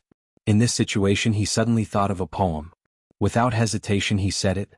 "When you reach the top, all the mountains are small." Dongqing Hongguang laughed and said heroically, "Yes, to reach the top, this is a man's life pursuit." He pointed to the mountain under his feet and said with a smile, "Tianlan, what do you think of the Dongqing clan?" Li Tianlan had nothing to say. In his heart it was not a clan but a mountain. The villa where Dongqing Hongguang lived was located at the top of the mountain. On the way up there were some forks. Li Tianlan didn't think much of it at first, but standing at the top of the mountain, he found that the so-called Dongqing clan was more than just a villa under his feet. This was just the center. Around the top of the mountain, in different directions, there were villas with similar architectural styles. Li Tianlan was not sure how big the mountain was for the time being, but standing here and looking at it, the magnificent momentum was really admirable. The atmosphere of a wealthy family is well deserved. Li Tianlan said softly, with a trace of longing in his calm tone that he didn't even realize. This was the first time he had come to the headquarters of a top wealthy family in Zhongzhou State. Everything in front of him brought him nothing but shock and desire. Dongqing Hongguang stopped smiling, but his boldness did not diminish. He said in a powerful voice, "This is my family, the Dongqing clan with hundreds of thousands of troops, the Dongqing clan with the power to lead a group, the Dongqing clan with nearly 20 large military enterprises, the Dongqing clan that can make dozens of senior military generals bow their heads, and the Dongqing clan with a market value of hundreds of billions." He patted Li Tianlan on the shoulder hard and said with a smile, "Do you want such a family?" The corner of Li Tianlan's mouth moved. Such a question was so rude that no one could be flustered. He took a deep breath and said softly, "It's a lie to say that I don't want it." Dongqing Hongguang looked at Li Tianlan with a smile on his face. He could clearly feel the fire in the eyes of the young man beside him. This almost fanatical light was called ambition. Every man should have ambition. "Then I'll give you the Dongqing clan, how about it?"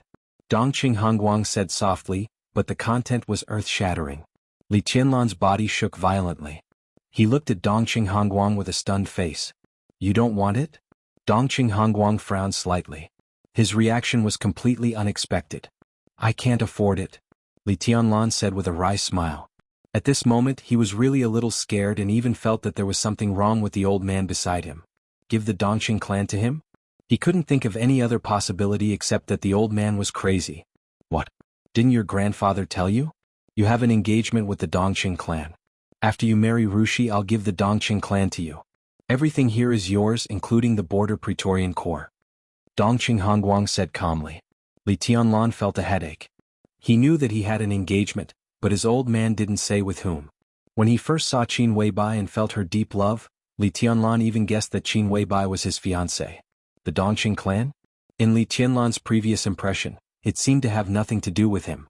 The appearance of Thunder God tonight connected him with the Dongqing clan. Li Tianlan had a vague guess in his heart, but it was just a guess. Now that he heard Dongqing Hongguang admit it, the truth of the so-called engagement was revealed. Rushi? Dongqing Rushi? Li Tianlan thought silently. He had heard of this name for a long time. She was one of the core disciples of Jade Pool and the youngest daughter of Dongqing Wudi. She had exquisite bone and was a 19-year-old expert of the fire-flaming realm. She was even one place ahead of Li Baidian in the ranking of the top 10 experts of the young generation. When Li Tianlan heard this name before, he had always regarded Dongqing Rushi as an opponent he might meet in the future. As a result, his opponent became his fiancée. This change was too big. At least, Li Tianlan couldn't accept it for a while. He lit a cigarette and took a big drag. His mind was in a mess. "That's it. You still have a few days off, right? Stay in Zhongyuan for 2 days. I'll inform some old friends later.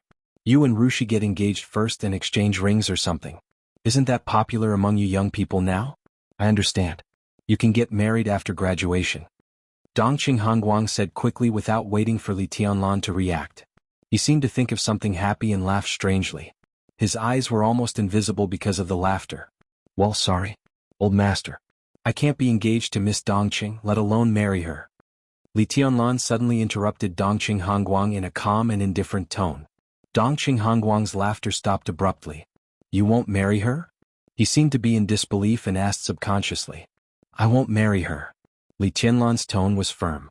Dongqing Hongguang stared at Li Tianlan, and his face suddenly became gloomy. He said coldly, "You are engaged. My granddaughter is talented and beautiful. In terms of appearance, temperament, and talent in martial arts, among her peers, only the little demon girl of the Wang family of Beihai can compare with Rushi. You won't marry such a good match? Who do you want to marry? Why don't you marry her? If you dare not marry her, I'll have someone kill you, you little bastard." Li Tianlan touched his nose and smiled bitterly. Dongqing Hongguang's words were not polite at all, but he just didn't dislike it. He shook his head and said sincerely, "Old master, I have a girlfriend and I will marry her." Dongqing Hongguang, who didn't understand the situation for the time being, was stunned and said casually, "Just break up. Don't talk so much nonsense. I tell you, you must marry Rushi. There is no room for negotiation." "No," Li Tianlan said without hesitation. His words were light and breezy but resolute and decisive. Dongqing Hongguang's carefully trimmed beard curled up. He was flustered and exasperated, staring at Li Tianlan with disappointment. Damn it, my beautiful and pure genius granddaughter will marry you, and the whole Dongqing clan will be the dowry. How dare you say no? He breathed heavily. At this moment he really wanted to kill the little bastard. Even if you can't, you have to. The old man clenched the white jade railing in front of him and said, gnashing his teeth. Li Tianlan didn't know whether to laugh or cry. He threw away the cigarette but in his hand, lit another one and handed one to Dongqing Hongguang. He said helplessly, Old master, to tell you the truth, I have a little potential. If there is no accident, there will be no problem for me to enter the invincible realm. I don't belittle myself. In terms of value I still have some. But the Dongqing clan is, after all, a family with a heavenly son. It is not worthwhile to take out the whole family as the dowry for a son-in-law who may become an invincible realm expert in the future, right? Dongqing Hongguang was stunned. Heavenly son? What heavenly son? Before he had time to ask, Li Tianlan continued, and my identity is sensitive. This secret can't be hidden forever. Once others know that I'm from the Li family, I'm afraid the Dongqing clan will also face pressure.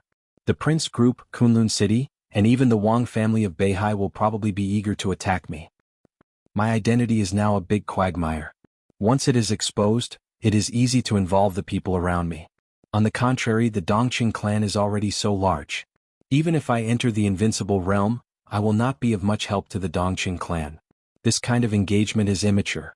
Not only can I not help you, but I will also drag you down. Oh master, why do you insist? What nonsense is this? Dongqing Hongguang frowned and repeated the old tune. He was so persistent that it made people cry.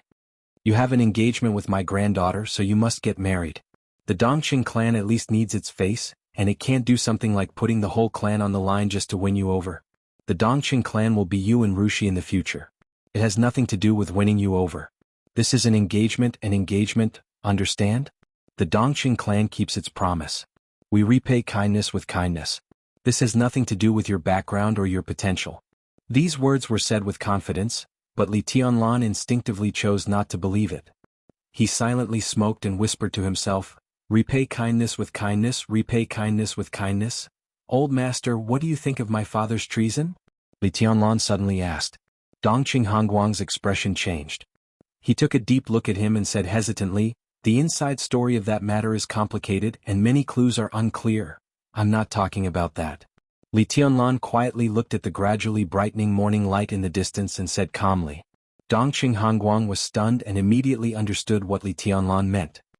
He was silent for a while and whispered, Tianlan, do you have a knot in your heart because the Dongqing clan didn't do anything? No, I'm just asking. Li Tianlan shook his head. I'm not being polite. I can understand. The Wang family of Beihai, the closest comrade-in-arms of the Li family, could choose silence and give up. It's reasonable for the Dongqing clan to stand by. Oh master, I was rude just now. Silence.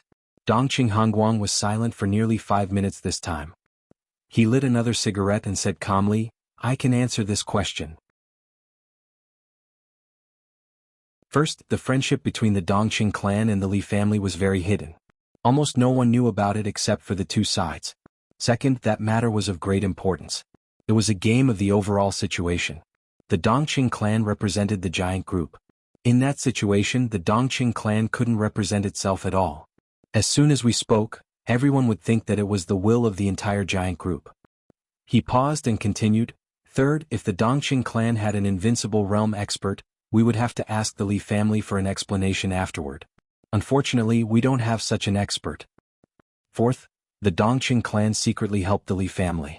Tianlan, you'll see what we've done later. Now is not the time to tell you.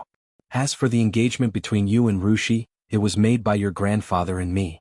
There's no complicated interest entanglement. We've waited for so many years, but you suddenly told me that you didn't want to marry her. Who would agree? Rushi is my granddaughter. You have to marry her whether you want to or not. Li Tianlan touched his chin. There seemed to be something wrong with this picture. His grandfather said that the family with whom he was engaged was very realistic. But how could Dongqing Hongguang's performance be realistic? He was simply letting his emotions affect his decisions. Li Tianlan's heart suddenly moved. He thought of what Dongqing Hongguang had just said and hesitated. If you have something to say, say it. Dongqing Hongguang glanced at him and said. That, Li Tianlan suppressed the story of the Li family and the Dongqing clan. At the same time, he quietly shifted the topic of the engagement to a topic he had always been particularly interested in. As for the engagement, it was better not to talk about it. He smiled and said, "Old master, can I ask you about someone?" "Ask about what person?" "Don't change the subject, boy." Dongqing Hongguang took a drag on his cigarette, his eyes puzzled. "Well, the Dongqing clan sacrifice you just mentioned, is it related to Senior Dongqing Huangtu? How on earth did he—" Ahem, ahem, ahem. Before Li Tianlan could finish his words, Dongqing Hongguang coughed violently. He seemed to be choked by the cigarette. He coughed so hard that he couldn't straighten up for a long time. Li Tianlan subconsciously walked over and patted the old man on the back. He said with a wry smile, "I just accidentally heard some of Senior Dongqing Huangtu's deeds. If you don't want to say it, then forget it." Dongqing Hongguang waved his hand with difficulty and said in a hoarse voice, "Who did you just say?" "Senior Dongqing Huangtu." Li Tianlan knew that he might be suspected of rubbing salt in the wound, but he hesitated and said it again. Dongqing Hongguang straightened up and looked at Li Tianlan with a complicated look in his eyes. Li Tianlan braced himself to look at the old man, feeling a little creepy for no reason. "I don't know the person you're talking about." Dongqing Hongguang finally said, "There is no such person in the Dongqing clan. As for outside the Dongqing clan, I've never heard of this person."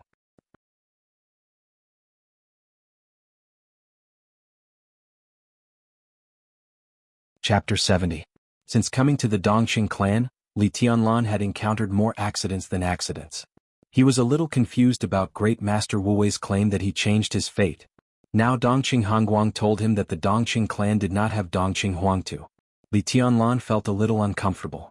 In terms of combat capability, Dongqing Huangtu definitely deserved the title of Heavenly Son. If such a person did not die, the reputation of the Dongqing clan could even catch up with that of the Wang family of Beihai in a few decades. But such a Heavenly Son died of siege and betrayal, which was definitely the most painful scar of the Dongqing clan. When Li Tianlan mentioned Dongqing Huangtu, he could understand and accept that the people of the Dongqing clan would be angry, sad, or in pain. But he did not expect that Dongqing Hongguang would say that he had never heard of this person. Of course, Li Tianlan didn't believe it. Not to mention how weird Dongqing Hongguang's reaction was. Even Qin Weibai couldn't lie to him, and there was no need to fabricate a non-existent Heavenly Son to fool him. Was it a taboo in Zhongzhou state? Li Tianlan was thoughtful. What did Dongqing Huangtu's past and death mean? "Old master, have you really never heard of this person?" Li Tianlan did not give up and asked again. In the beginning, wanting to know more about Dongqing Huangtu was just one of his interests. But now his curiosity was aroused. What on earth did he do back then? Even his own family members claimed that he did not exist. It was simply incredible. No. Dongqing Hongguang's voice was hoarse and his eyes were blank and confused. In an angle that Li Tianlan could not see, he chuckled and said calmly, "Tianlan, where did you hear this name? What else do you know about this person?" "From a friend. Senior Huangtu was besieged and died." Snap. Before Li Tianlan finished speaking, Dongqing Hongguang's hand suddenly tightened on the white jade railing. The jade railing was broken into powder in his palm. The powder slid down his palm, fluttered, and was blown away by the wind. Dongqing Hongguang was expressionless and pale. Li Tianlan shut up subconsciously. With the old master's reaction, it was obviously not appropriate to talk about Dongqing Huangtu. But this dead Heavenly Son had taken root in his heart and gave birth to countless possibilities. "Anything else?" Dongqing Hongguang suddenly asked. Li Tianlan glanced at him and shook his head. He suddenly thought, since Dongqing Huangtu was besieged and died because of betrayal, then who was it that besieged him? Who had betrayed him? Were these the enemies of the Dongqing clan or his own? Would the Dongqing clan have the same enemy as him? If the answer was yes, then Li Tianlan seemed to have found a way to take advantage of Dongqing Rushi even if he didn't marry her. In his sight, a black Mercedes-Benz slowly drove along the mountain road into the courtyard and stopped in front of the main entrance of the villa. When the car door opened, Dongqing Wudi and Thunder God, who had left at the foot of the mountain a few hours ago, got off.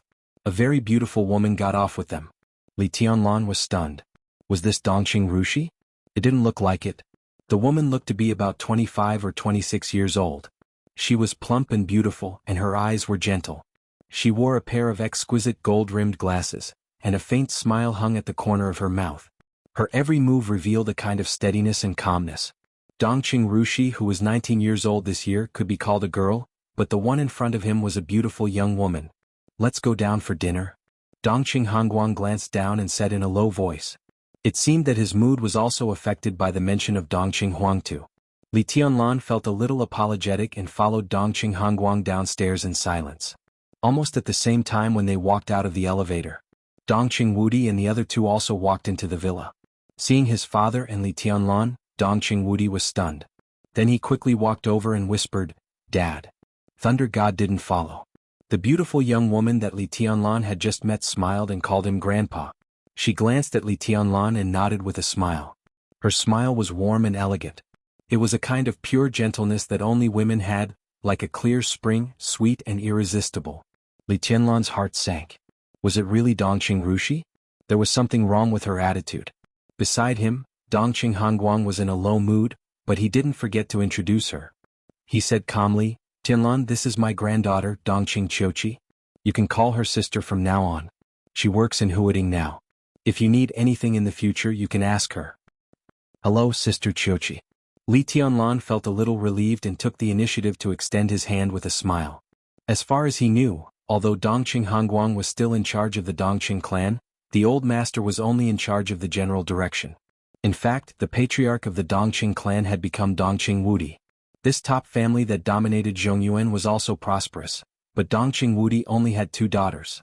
The one in front of him was undoubtedly the elder daughter, and the younger one was Dongqing Rushi.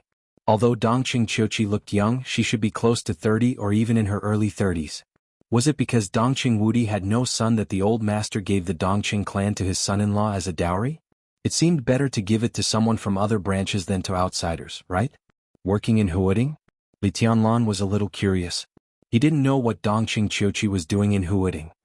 "Hello, Tianlan. Let's exchange contact information later. You can call me at any time if you need anything. I'm not far from your campus." Dongqing Chiochi smiled and reached out her small hand to shake Li Tianlan's. She was a gentle and elegant woman who spoke softly and was very comfortable to get along with. Li Tianlan nodded with a smile. "Where's Rushi?" Dongqing Hongguang suddenly asked. "Why didn't she come for dinner?" The smile in his eyes flashed away. He chuckled and said, "Why? Is the girl shy?" Li Tianlan's body slightly stiffened. He didn't know how he felt about his fiancée whom he had never met. Dongqing Wudi was also a little embarrassed.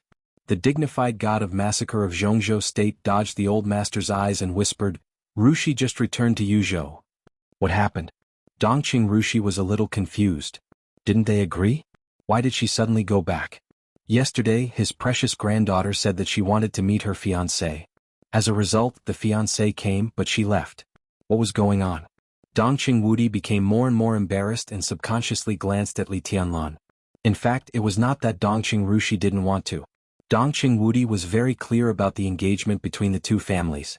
His daughter might be a little confused and nervous, but she didn't resist much. She even acquiesced. At least she didn't object to them getting along with each other for a while. He could only blame himself for being so excited that he accidentally mentioned Li Tianlan's girlfriend when he picked up his daughter. Then things became like this. In such a scene, his daughter was not jealous, but she must feel wronged. Dongqing Wudi's mouth moved and his heart was in a mess. This matter might be a knot in his heart if he didn't deal with it well. "There's something urgent in Yuzhou, so I have to go back." She said that she would go to Huading to find Tianlan after a while. Dongqing Wudi gave a half-true and half-false explanation. In fact, Dongqing Rushi also said that she didn't want to get engaged too early. She hoped that she and Li Tianlan would get married after graduation. However, Dongqing Wudi didn't dare to say that. If he did, he might face the anger of the old master. Not only the old master, but Dongqing Wudi himself also couldn't wait for the marriage of the two children. "Forget it. Let's eat first." Dongqing Hongguang was even more confused. He didn't ask more and walked to the dining room. The breakfast was depressed and silent. Li Tianlan sat down next to Thunder God and only cared about eating and drinking. Dongqing Hongguang was absent-minded. After eating a bowl of porridge he didn't eat much. When Li Tianlan put down the bowl and chopsticks he also got up and said calmly, "Xiuqi, take Tianlan to rest. Let him stay with Rushi. I'll call Rushi later to ask about the situation." "Okay." Dongqing Xiuqi smiled gently, looked at Li Tianlan and said, "Follow me." Li Tianlan said goodbye to Dongqing Hongguang, his son and Thunder God in turn, and then walked out of the villa. Dongqing Qiuqi waited quietly outside. When she saw Li Tianlan come out, she smiled and looked him up and down with a strange look in her eyes. She didn't say anything. Li Tianlan's heart ached badly. Did this woman think of him as a gigolo who coveted the power of the Dongqing clan? The corner of his mouth moved. When he was about to speak, Dongqing Qiuqi, who was gentle to the bones, chuckled and said, "Tianlan, treat my sister better in the future, okay? Otherwise I'll deal with you. You're in Huading, so it's very easy for me to deal with you." "Big sister, I haven't even seen your sister. Isn't it too early to say this?" Li Tianlan complained in his heart and said casually, "What does Sister Qiuqi do in Huading?" "The mayor of Wudong New District." Dongqing Qiuqi smiled and said, "Even your Sky Academy is also within the scope of Wudong New District. Although we can't control it, we can still exert influence." The mayor of Wudong New District. Li Tianlan looked at Dongqing Qiuqi, who was smiling gently in front of him. He couldn't connect this position with her. In Huading, Wudong New District could be said to be the most important district. The mayor was usually a member of the standing committee, who was a senior official at the level of deputy governor. Moreover, it was a very high position. In this case, Dongqing Qiuqi, the second in command, was only one step away from the standing committee. He wondered if she was 30 years old this year. The Dongqing clan is really full of talents. It deserves to be a family that has produced a heavenly son. Li Tianlan sighed softly, but he was carefully observing Dongqing Qiuqi's expression out of the corner of his eye. Dongqing Hongguang refused to reveal anything, but Dongqing Qiuqi should know something, right? Dongqing Huangtu was her uncle? Heavenly son? What heavenly son? Dongqing Qiuqi was stunned and asked curiously. "Isn't His Highness Dongqing Huangtu a heavenly son?" Li Tianlan asked seriously. He knew he shouldn't ask this question, but he didn't know why he always instinctively wanted to know more about this person. Dongqing Qiuqi's face was blank. It was a real blank, not a superficial emotion hidden behind sadness, anger, and pain. She looked at Li Tianlan and asked curiously, "Who is Dongqing Huangtu?" When Li Tianlan walked out of the villa, Dongqing Hongguang also called Dongqing Wudi and Thunder God into his study. In the study, the old master finally stopped hiding his feelings, and his expression became gloomy. Dongqing Wudi coughed. Looking at his father's face, he didn't dare to speak, but just gave Thunder God a wink. Thunder God twitched slightly and looked at Dongqing Wudi.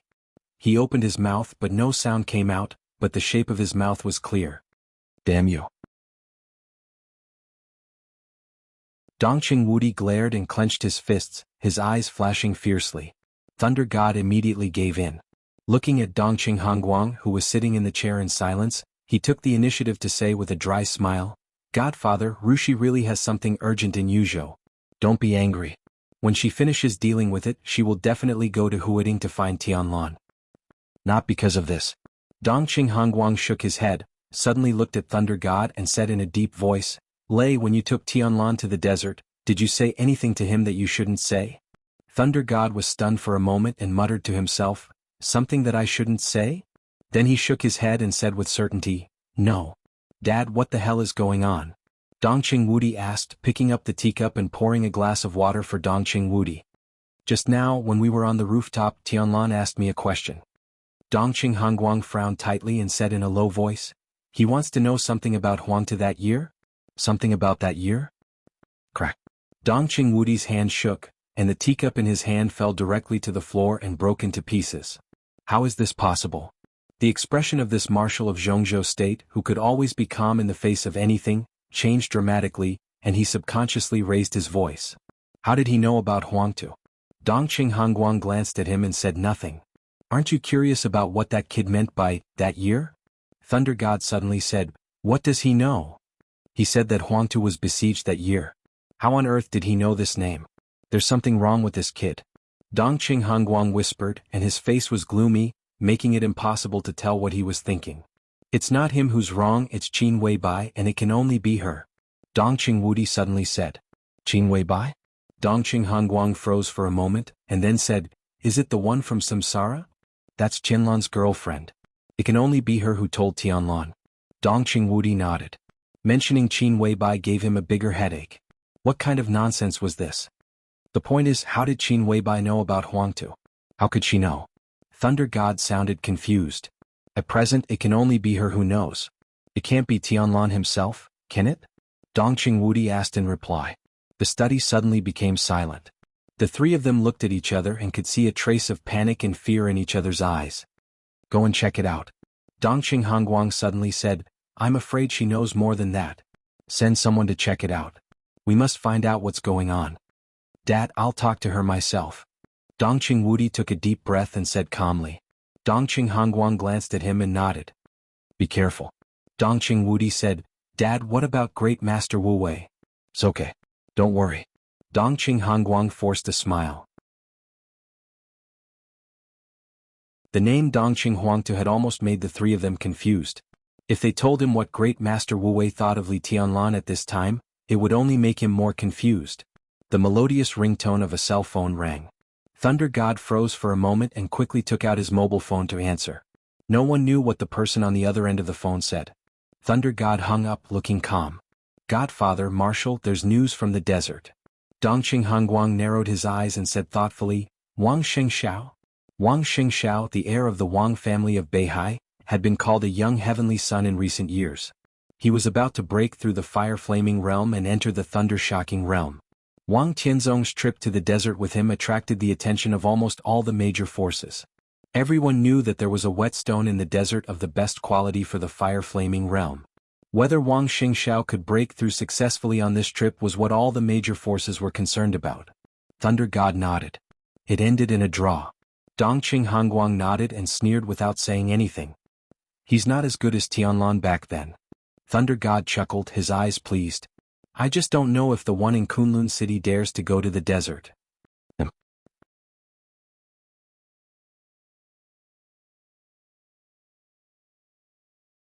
Chapter 71.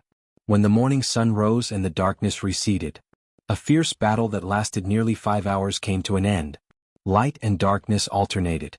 In the battlefield that spanned thousands of meters, the sharp sword intent and the violent fighting intent had yet to dissipate completely. Yellow sand was everywhere in sight, rising and falling with the strong wind. A large area of fire and the yellow sand almost merged into one, burning continuously. The long night had just passed. The temperature in the desert should be the coldest, but the blazing heat spread to every corner of the battlefield, making people breathless. This was the Dead Sea of Zhongzhou State, located in the south of Beijiang Province. It was the largest desert in the territory of tens of millions of square kilometers in Zhongzhou State. The Dead Sea Desert was famous for three things: the relic, the poplar, and the prison. Many people knew that in the depths of the Dead Sea, there was the most mysterious and heavily guarded prison in Zhongzhou State. There were even rumors among the people, but few people knew the specific location of the prison. The prison was codenamed Impasse and it lived up to its name. For the prisoners here it was an impasse. There was no hope, no goal, and no fantasy. They could only suffer here day after day and stay in the boring and maddening environment until they died. There were no ordinary prisoners here. Cold and cruel killers, ferocious mercenaries, terrorists, military spies, international thieves, and traitors. Every criminal had a relatively glorious past. Ordinary criminals were not qualified to be imprisoned here at all. The battle that had already ended took place near the Impasse prison, less than 2 kilometers away from the prison. In the environment of yellow sand everywhere, as the sun rose, the yellow prison gradually merged with the whole desert. There was no distinction between them. The wind rose and stopped. The yellow sand returned to the desert. On the battlefield, a young man who looked very young struggled to stand up and walked forward. The young man was handsome and in his early 20s. He was tall and slender and his temperament was steady and sharp. He deserved the reputation of an elegant child. However, at this time the battle that lasted for several hours had just ended, and his image was obviously a little bad. The clothes on the young man's body were almost completely torn. His upper body was bare with only a few pieces of cloth hanging on it. Bright red blood had already covered his entire upper body, and there was even a wound on his face that was bleeding. He dragged a broadsword in his hand. The body of the sword was simple and heavy, wide and long, and it was completely black. As he walked, the edge of the sword that pierced into the yellow sand directly cut a deep gully in his path. Just from this alone, one could see the terrifying weight of the heavy sword. His lips were tightly pursed while his expression was firm, and his narrow and long eyes seemed to still be burning with violent battle intent. At this moment he'd already thrown away his modest and calm facade, and he walked forward proudly amidst the vast expanse of yellow sand while emanating an arrogant and domineering aura that disregarded everything. He moved forward for 20 meters. He stopped in front of an old man who was lying on the ground, bowed deeply and said softly, "Thank you, Uncle Hua." The old man was actually not that old. At most he was less than 60 years old. His face was withered and his black and white hair was greasy and messy. He was dressed in gray clothes that were loose and shabby. It was the most standard outfit of a prisoner. At this moment he was sitting on the ground weakly. He looked miserable and miserable. He calmly accepted the salute of the noble young man in front of him and laughed at himself. "I'm old and can't fight anymore. I've wasted a lot of my strength over the years. If I were younger you might not be my opponent. Uncle Hua deserves the title of the first in the fire-flaming realm. I didn't win this battle and you didn't lose either. You deserve to be the strongest in the fire-flaming realm." The young man chuckled and wiped the blood from the corner of his mouth. For him this battle was indeed a draw. Both of them were seriously injured. Although he seemed to be in a better state now, he was dozens of years younger than his opponent. If they fought to the death, the result would basically be mutual destruction. How could he say he won? How could he say he lost? The strongest in the fire-flaming realm? When the young man first heard this, he inevitably felt a little dissatisfied. But after the battle, he was so strong at this age and even suppressed him in the beginning. He was convinced of this kind of combat strength. He took a deep breath, put down the heavy sword in his hand and sat opposite the old man. He said seriously, "Uncle Hua, how about going back to Beihai with me? In the future, I need you to guide me in my cultivation." No. The old man didn't even lift his eyelids and directly refused the tempting suggestion. He simply said, "I'm fine here. I stay in a small space of 2 or 3 square meters every day and occasionally come out to look at the sand. I've been used to it for so many years. I can't afford the glory and wealth of the Wang family of Beihai." The young man opened his mouth and his eyes were complicated. He was the strongest in the fire-flaming realm, who could regard most of the peak of the fire-flaming realm as nothing. It was better to say that he had been imprisoned here for 20 years than to say that he had been locked up in the impasse prison for 20 years. Why bother? The young man smiled bitterly. The fighting intent in his eyes gradually faded, and his eyes gradually became gentle and clear.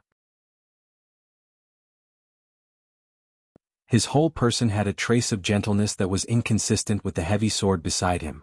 He didn't look aggressive or aggressive at all. The old man didn't answer. No one knew whether he was unwilling or disdainful.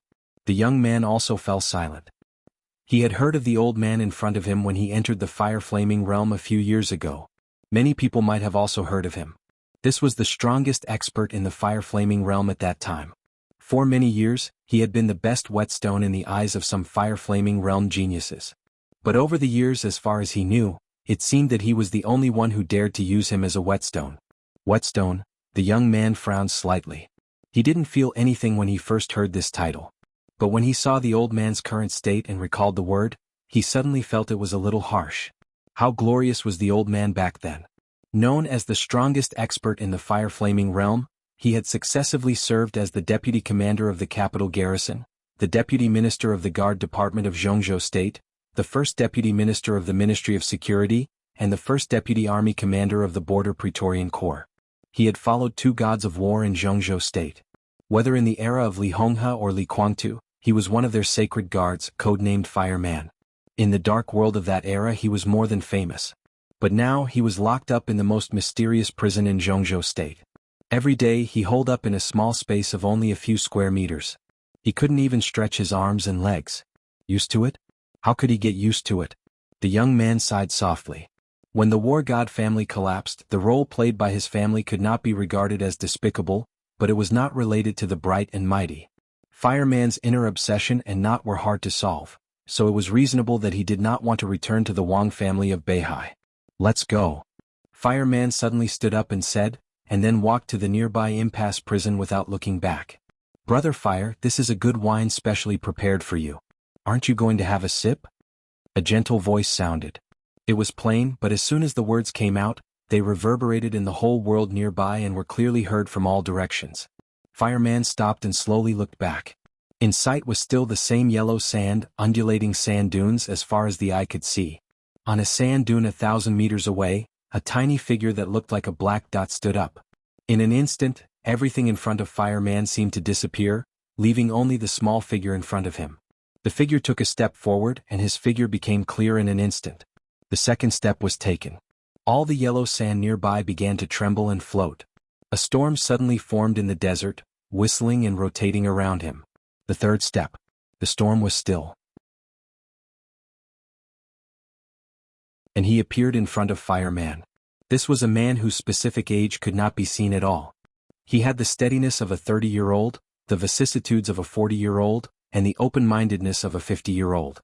He appeared beside Fireman with a chuckle. He was ordinary, but in a trance he seemed to have become the center of the whole world. It was an indescribable taste.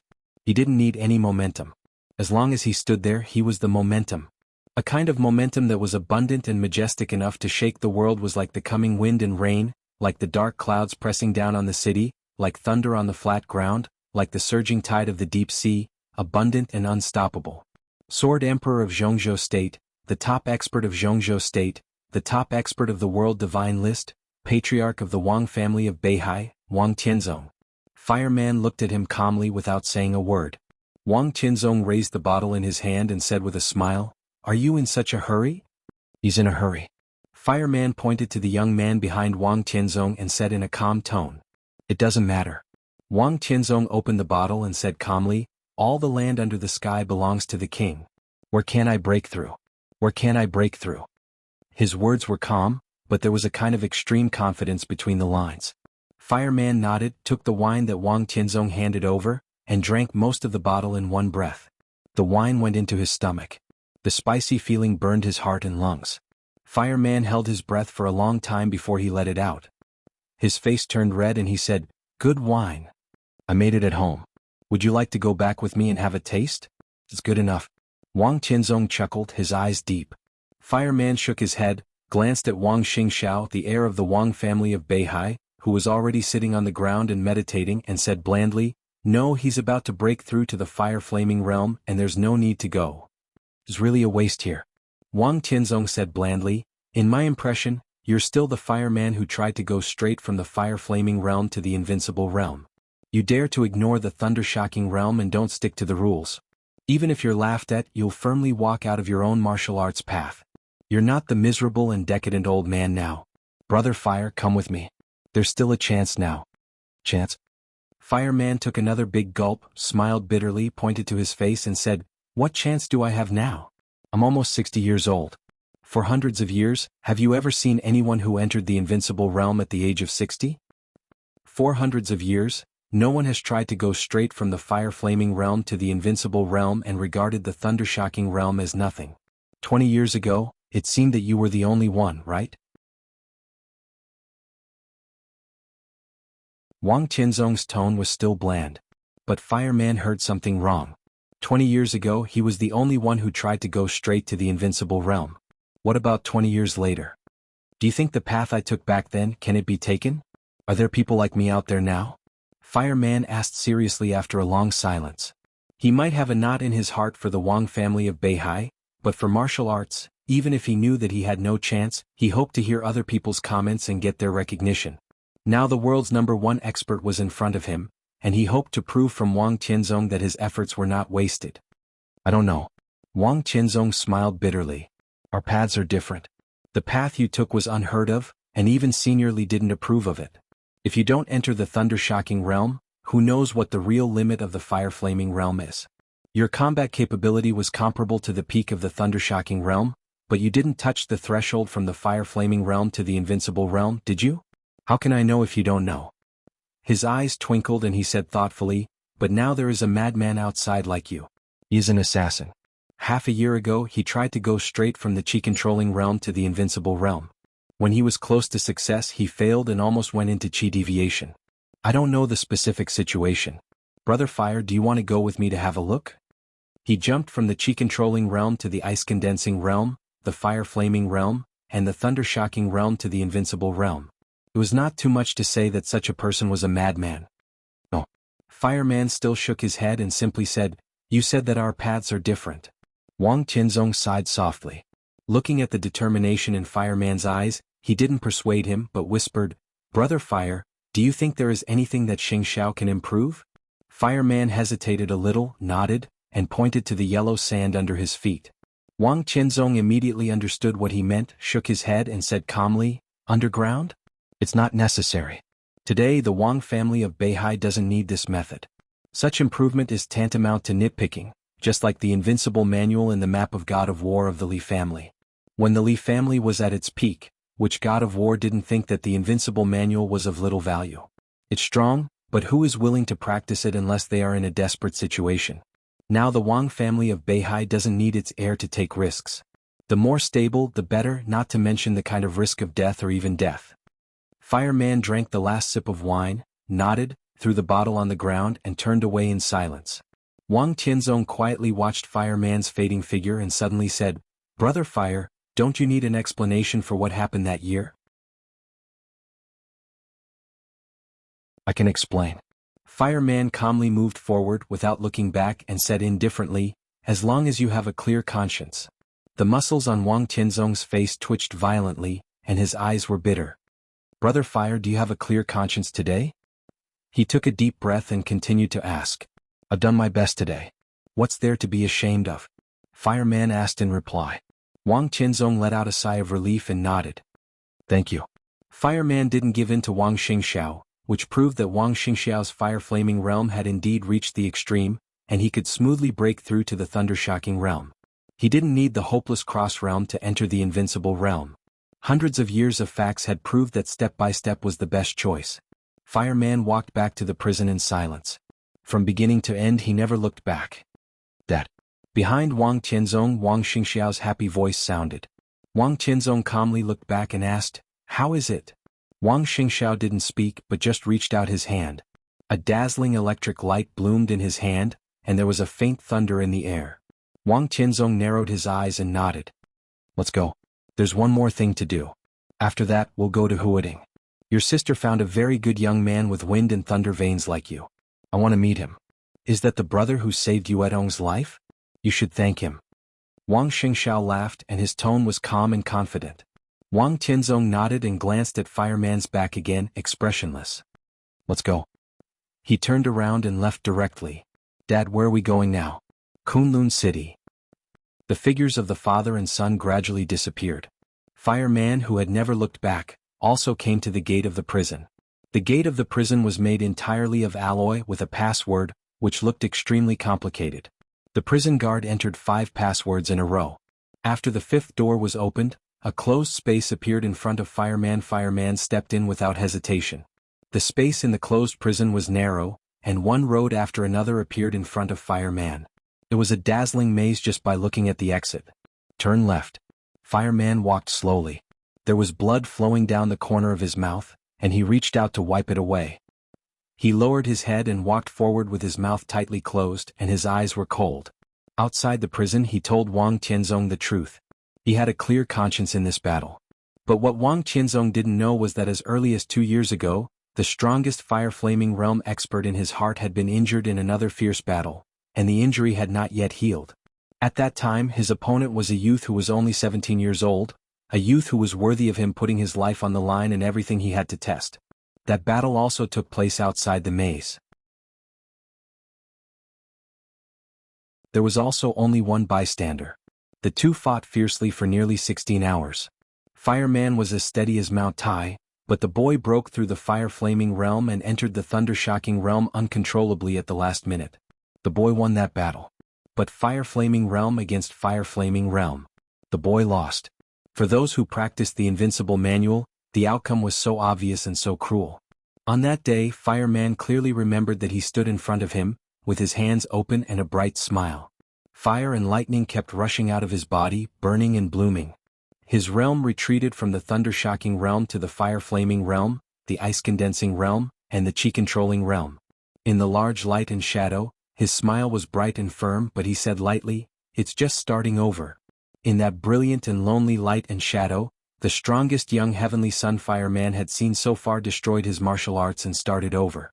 "It's just starting over." Fireman wiped the blood from the corner of his mouth, and his eyes were warm. "Thank you for the monthly votes of a game of spring and autumn. If you have monthly votes, please give them to Special Warfare. Today's update of more than 9,000 words. You're tuning in to the Han Li's Wuxia Chronicles YouTube channel. We're so grateful for your support and don't forget to subscribe to join us on this incredible journey through captivating stories.